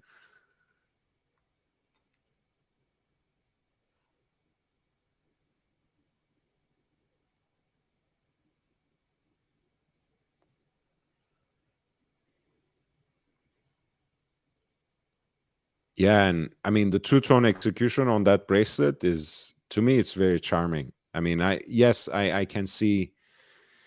I agree that it's outdated in the sense it's like 70s through and through. In a way that the Royal Oak.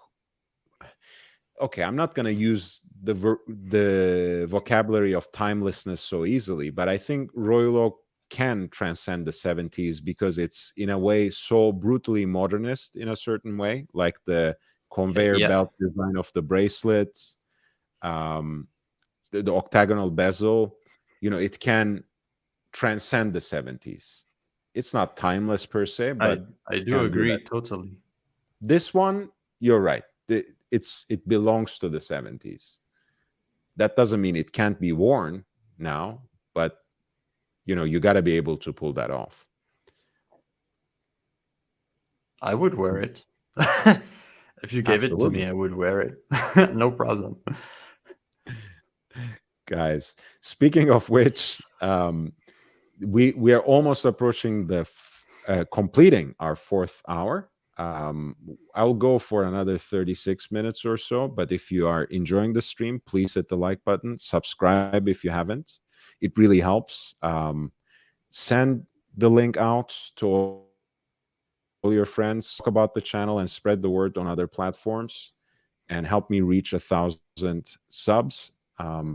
It's really amazing help to me because I'm trying to get the channel monetized. In the meantime, if you want to contribute, if you want to help the channel out, help me expand, produce more content, produce content that has better quality, to help me to help me dedicate more time to this, you can always make a contribution. And there are 3 ways in which you can do that. You can send a contribution on PayPal, and that's at lordhellespontv@gmail.com, lordhellespontv@gmail.com, and that's my primary point of contact. You can use Cash App at $LHVVV, $LHVVV.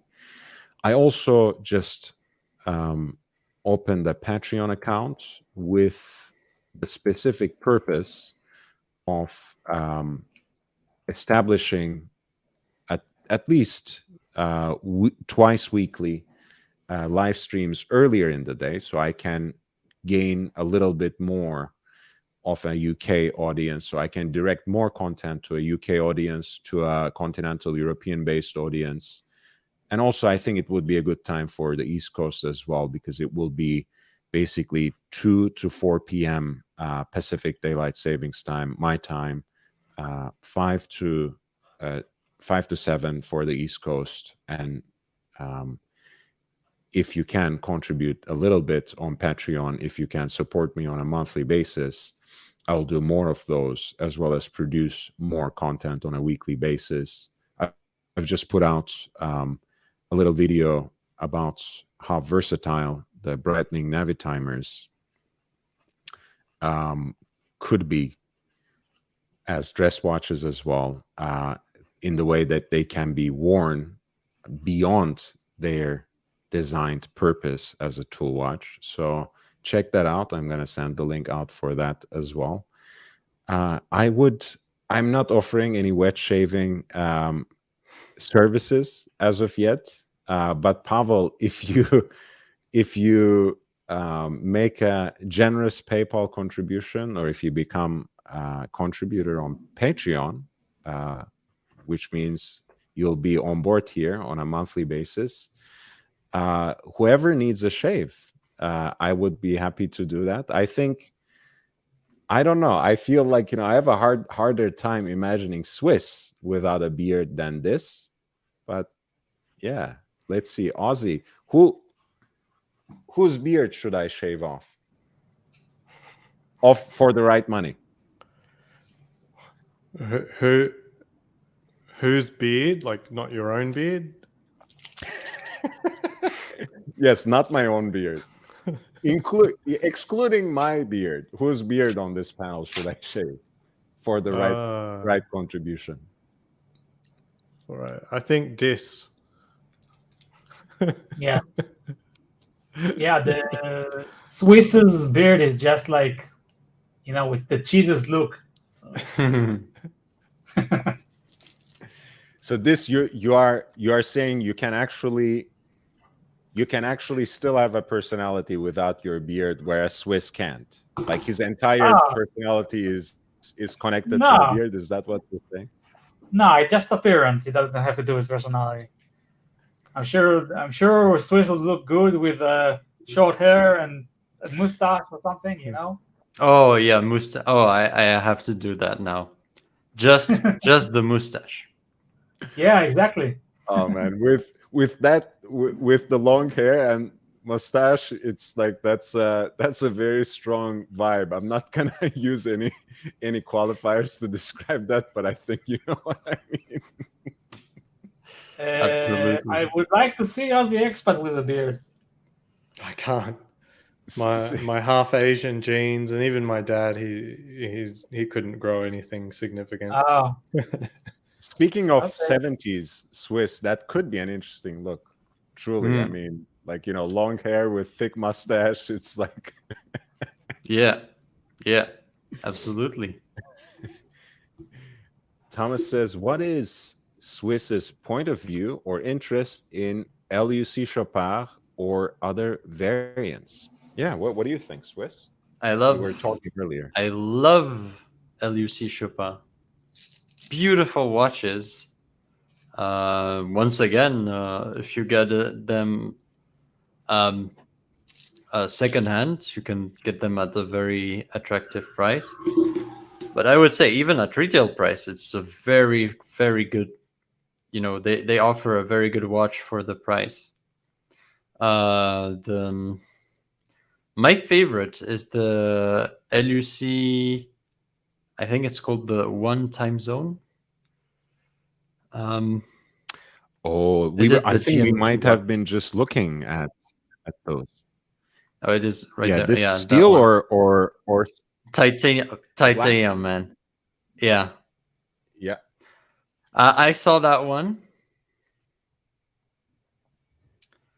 Wait, was it that one? I think it was that one. Yeah, I saw that one. It was amazing. I love it. And for one of the. Go ahead. For 12,000, it's an amazing watch, and if you look at the movement behind it, it's beautiful movement. And Chopard is one of the very rare brands that can actually make Poinçon de Genève movements. That's right. And one of our audience was actually recommending this watch very early on the show, this exact watch. And I think you can get it for like 8-9K in the secondary market already, like unworn. So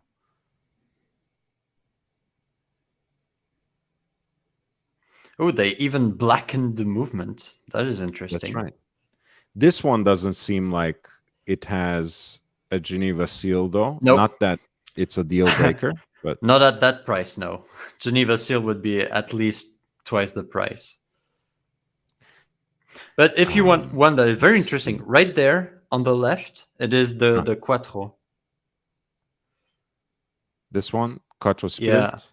Yeah. This is amazing. So just like the Saltarello, it is a jumping hour. Mm-hmm.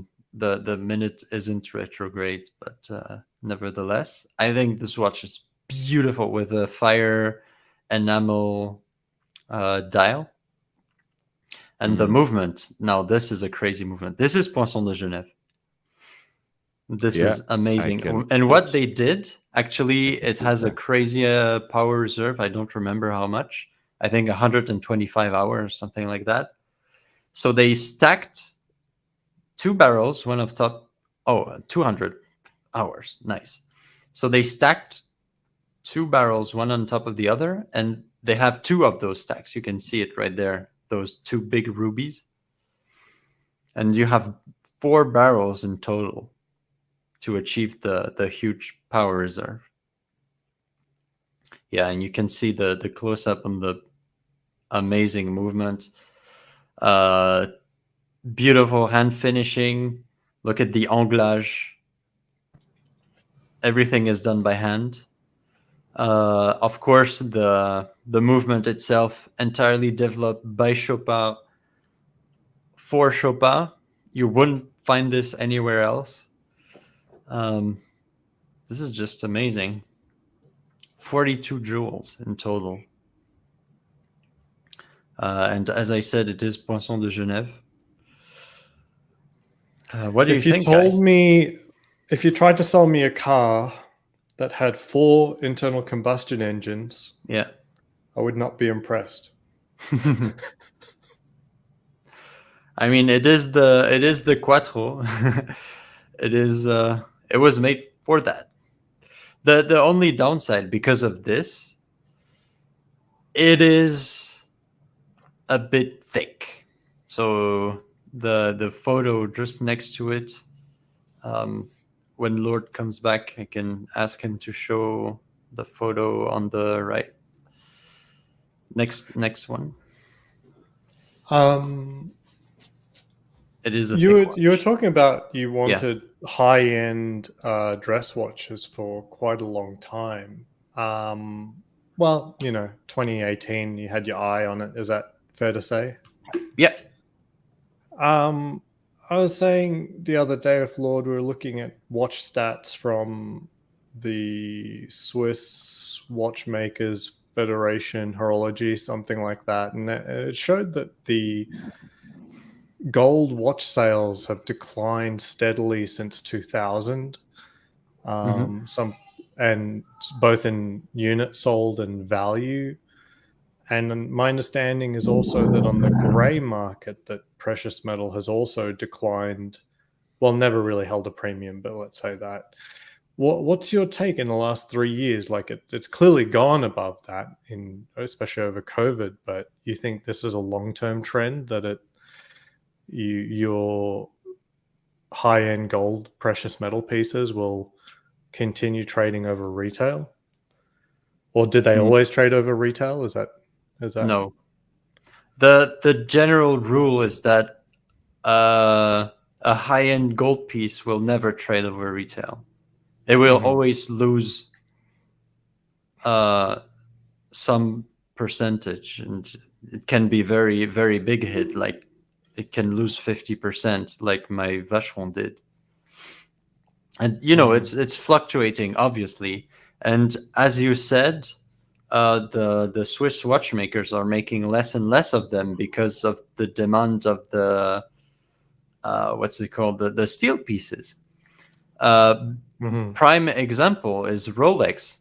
They completely discontinued almost all of the Cellinis so they could focus on steel sports watches, right? And it wouldn't shock me to see more and more brands just do exactly the same. But you were saying that there's I didn't quite catch which watch. I was only listening. But that there's a watch that's sort of racing out of your price range. But isn't that more of an anomaly rather than? It is an anomaly. I think it was when we were talking about the Saltarello, because it has now became, it was a vintage piece, and it is now considered a collector. It's like a rare collector's piece, and every time it comes back in auction, it fetches higher and higher and higher prices. Yeah, but I mean, this I would consider it an exception because it is such a unique watch and high end.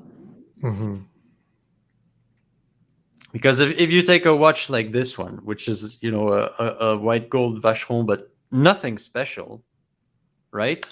As AC3 would put it, it looks like you could pick it up at a gas station. Yeah, nothing. Literally, I bought this half price because it's nobody wants that type of watch right now. Everybody wants the steel sports watch. So watches like this or that JLC, they take huge hits. I mean, I'm not blind to the quality up close, but from that sort of profile, that aesthetic is it's a gas station watch. Yeah, but I like it. I like it because I have friends. No, I'm not criticizing. But it's true. But I have friends who they have Daytonas, and they don't even dare getting out with the Daytonas because they fear being attacked. Really, that's fair. No, I know. I choose where I wear my Daytona. I just take my watch. It looks like a $500 Tissot. I'm fine with it. And I like that. I like that too. So like Archie the other day was giving me a little bit of needling because he didn't understand why I like driving a minivan, and I like it because I'm invisible in it. But it's hard to be invisible in a higher end car, full stop. Yeah. Except the one that I really want, which is the Toyota Supra, which happens to be a 6-figure car right now, but it looks like it's nothing. It just looks like a 90s Toyota. Yeah. So do you hope that all these things will come into your price range again? That really this is a blip? I hope so. So I can buy it. I can buy it eventually. I mean, I'm really happy that these watches don't do well, because then I can buy them at an attractive price. Right? It is a nice thing to like. You're getting a lot of value if you like it. Exactly. And I feel the same way about a few other pieces where it's clearly the second best on the market right now. So I like the Batman over the Pepsi. I like the rhodium dial Yachtmaster over the blue dial. Everyone loves that. I hate the Sky Dweller, and that fetches huge premiums. So it is nice when you're not trying to chase after the thing that costs the most. I remember Tim Musso. I used to watch so many of his videos.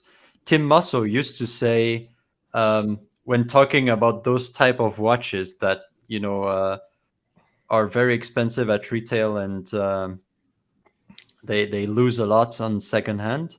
Tim Musso used to say, let somebody else take the hit for you, buy secondhand. Yeah. And absolutely. Yeah, makes a lot of sense. I really Watchaholic the other day bought that gold Cellini. Did you see that? Yeah. I mean that's not the same class as the things you're desiring, but I actually, you know what? I think that's pretty cool, and if you get a beautiful watch. I just hate the fact that the movement inside is the same as my 34 OP. So other than that, it's a beautiful watch. I think the dial is amazing. Very, very, very elegant. So the time only movement, like the 31 series. Yeah. It is interesting the number of watches that the time only winds up in. You get the OP, you get the Explorer, you get the no date, the sub no date. Yeah, no date. Milgauss.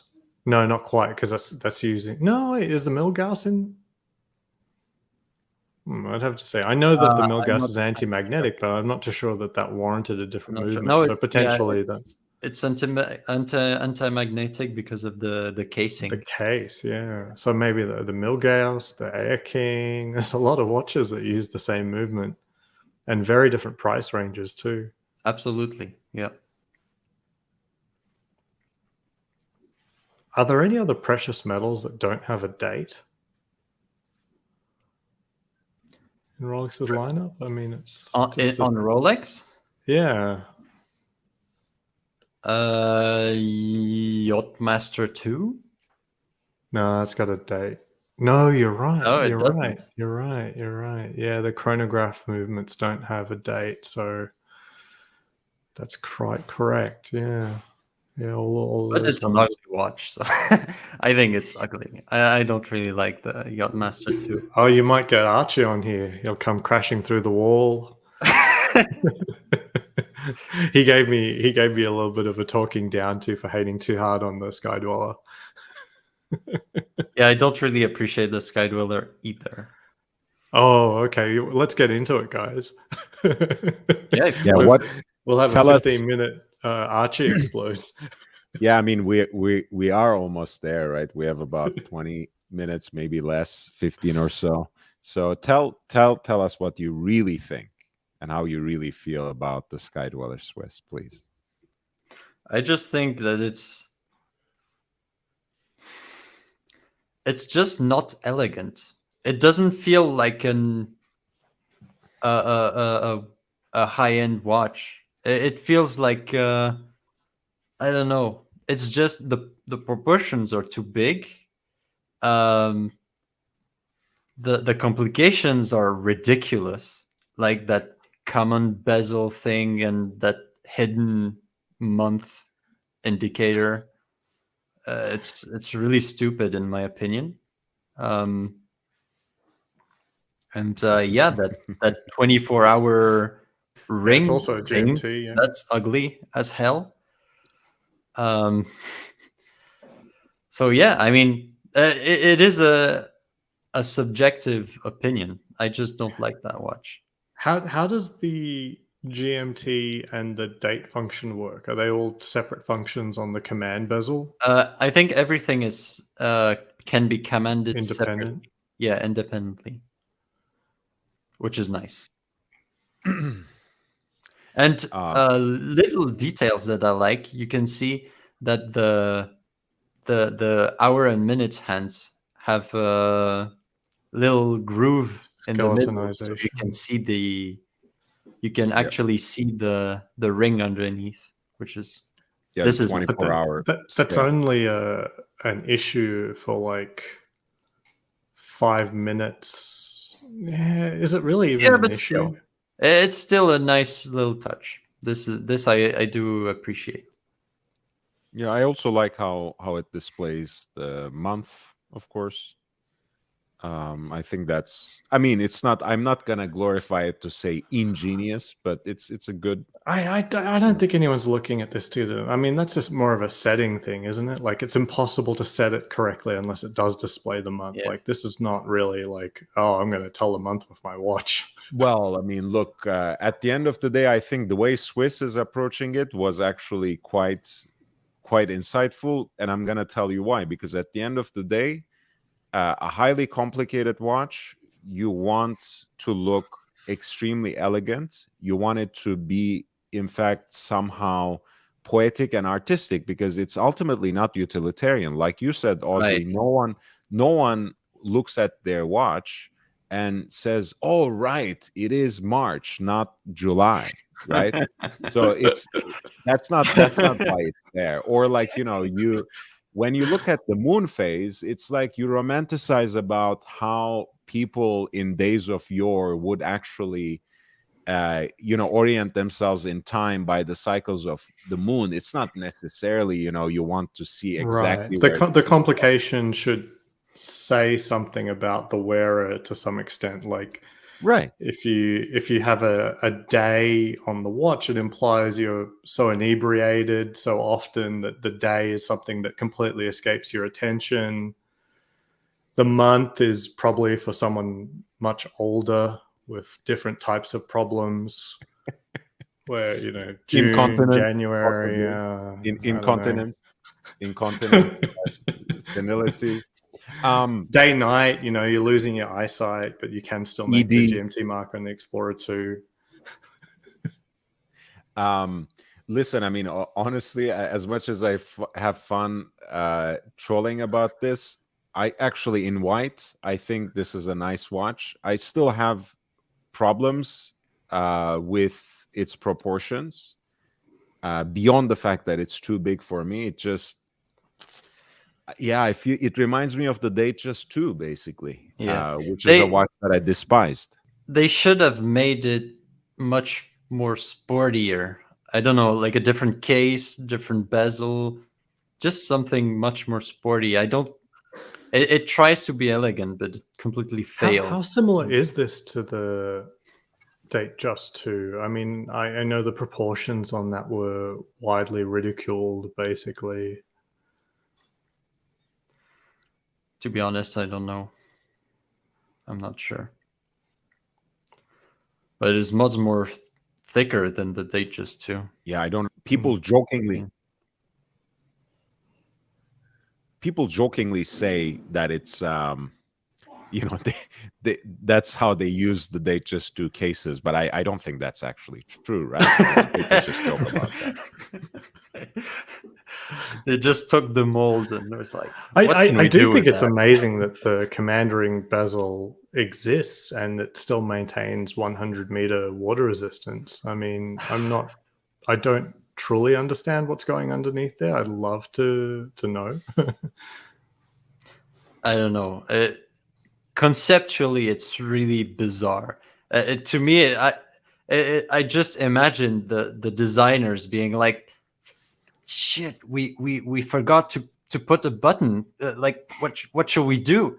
And there was like, hey, "Don't worry, I got this." And he actually came up with that weird bezel thing.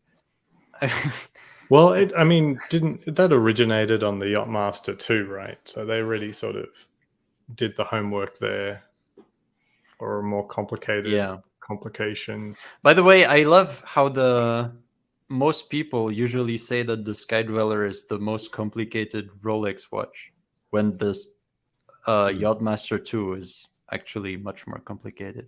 Yeah, I say the Yachtmaster 2. Complications wise. I'm to be honest, like I said the other day, I'm just a normal engineer, not a watchmaker, but I think I understand how I would potentially make an annual calendar and a GMT function. Chronographs are way more complicated. It's really not that. It's really not that big of a deal. calendar. Once you've got a ticking second happening, the rest is just settings. There's a cogwheel that's going to have to denote the difference between a 2 and a 1 day. You'll have to figure out how to do a double push on those months that are short, but it's really not that big of a deal. I mean, the control side of things is hard, like the ticking and functioning. That's actually pretty easy to do. Control, I admit, I really don't have any idea how you would control any of that. But yeah, definitely the flyback chrono. What is the Yachtmaster? It's a countdown flyback chrono with a weird reset thing. Yeah, even I. And it's not just 10 minutes. It's actually arbitrary between 0 and 10. I think. Yeah, absolutely. It's wild. And then once it went to 0, it still goes further. I mean, if you don't stop it, right?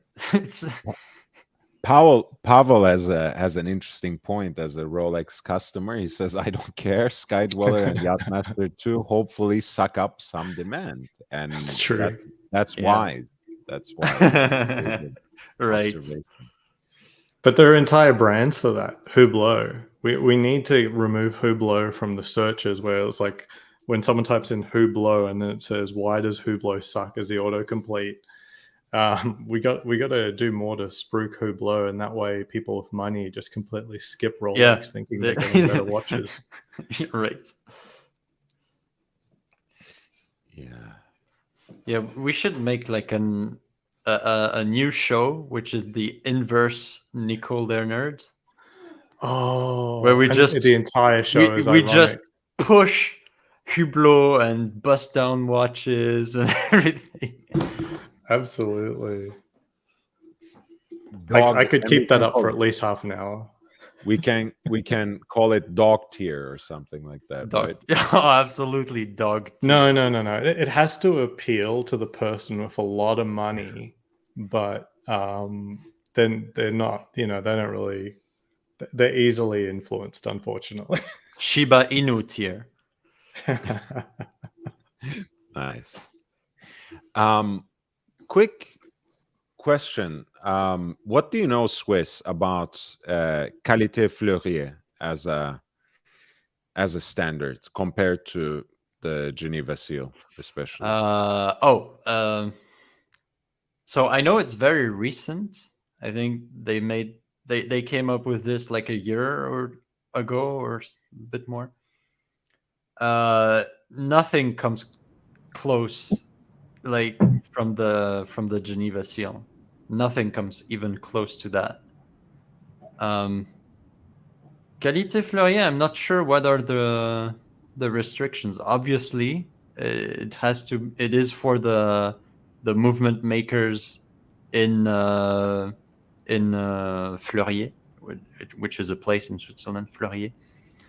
And those are, I think, Valfleurier, Vaucher, Vaucher, which is the big one. Actually, it would be interesting. I might Google the Qualité Fleurier. Because L.U.C. Chopard also has some models with Qualité Fleurier as well, right? I am not sure. I have to check this out. And I was wondering what that was about. I mean, in the sense, what with Fleurier specifically.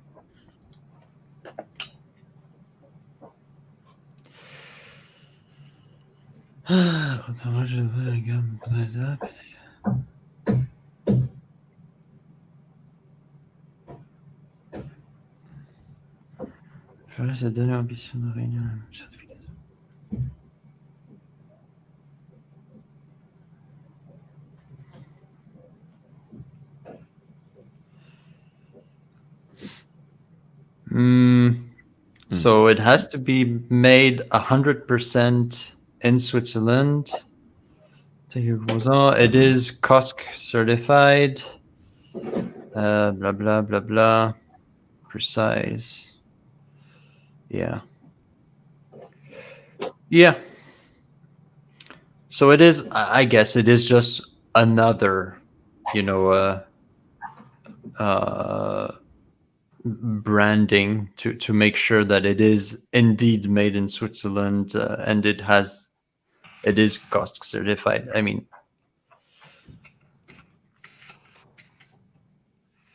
Fleurites. It's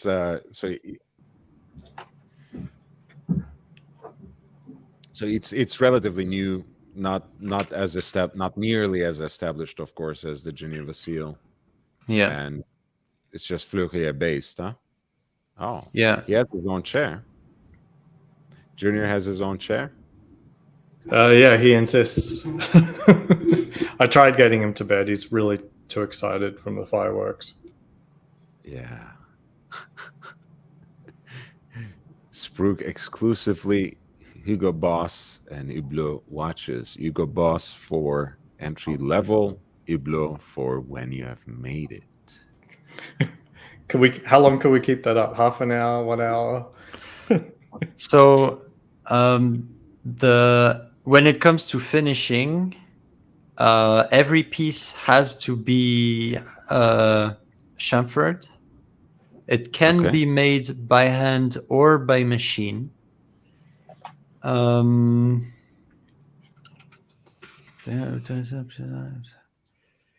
it has to be COSC certified. Ceramic, blah blah. Yeah, and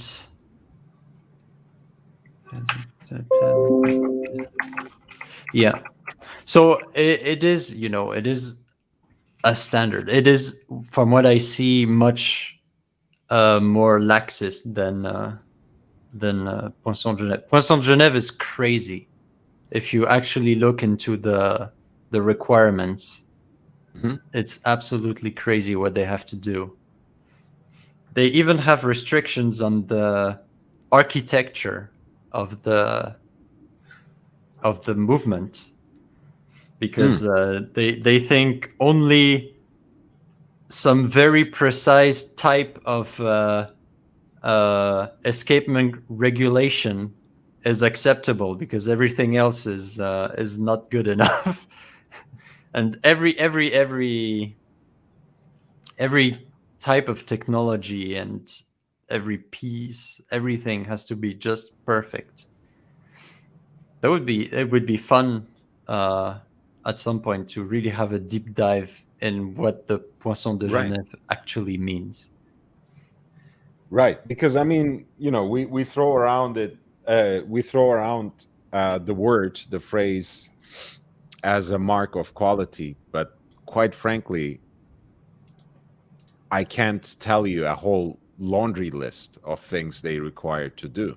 I know that every part requires some level of finishing, and that's probably where my knowledge every part requires the very best finishing, very best given the Holy Trinity standards. I like that. The anglage has to be done by hand, no machining. It has to be finished by hand, on top and underneath. Every piece, even the screw heads, everything has to be hand finished, on top, underneath. I was just gonna make a special request. Could you do that underneath gesture once again? But thanks for complying before you even have to say that is the LHV standard, and just perfect from underneath. Guys, we're only gonna go for 3 more minutes, I think, at this point. Thank you so much for being here. Please hit the like button; it really helps. Subscribe if you haven't; that helps even more. Spread the word, share the link on other platforms, talk about the channel. Every single member I gain at this point is really valuable to me. And once I get to 1,000 subscribers, of course, I'll be able to monetize the channel, and that will make a whole world of difference in terms of the quality of the content, most importantly, but also quantity as well. So if you want to speed up the process, that's the best thing you can do.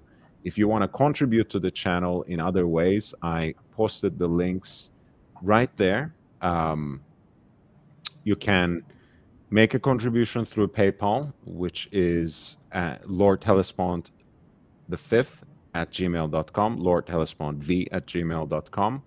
I have a Cash App, which is $LHVVV, and I also established a Patreon with the specific aim of amassing enough regular contributions so I can also do a show earlier in the day directed towards the UK and continental European audience, and maybe a little bit more of the East Coast audience as well. So if you become a patron on Patreon, that would be great.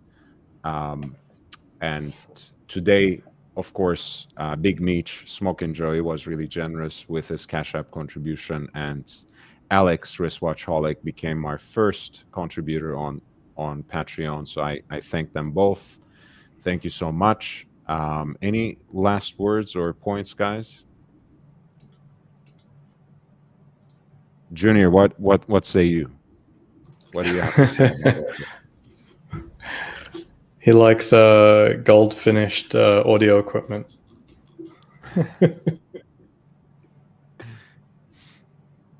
This? Happy 4th.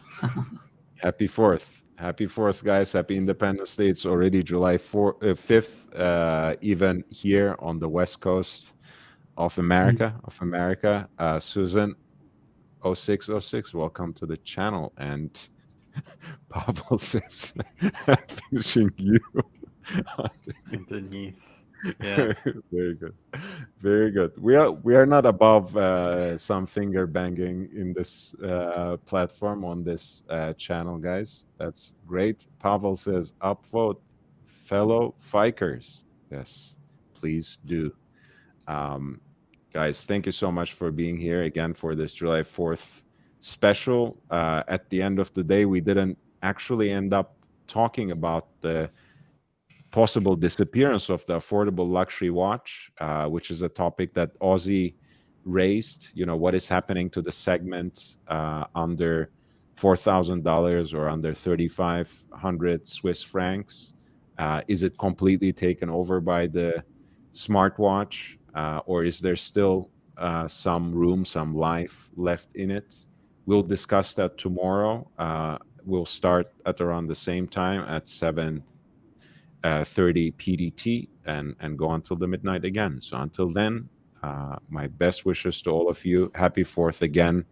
And I hope you have a wonderful rest of your week, wherever you're in the world. I'll see you all tomorrow. Take care, guys.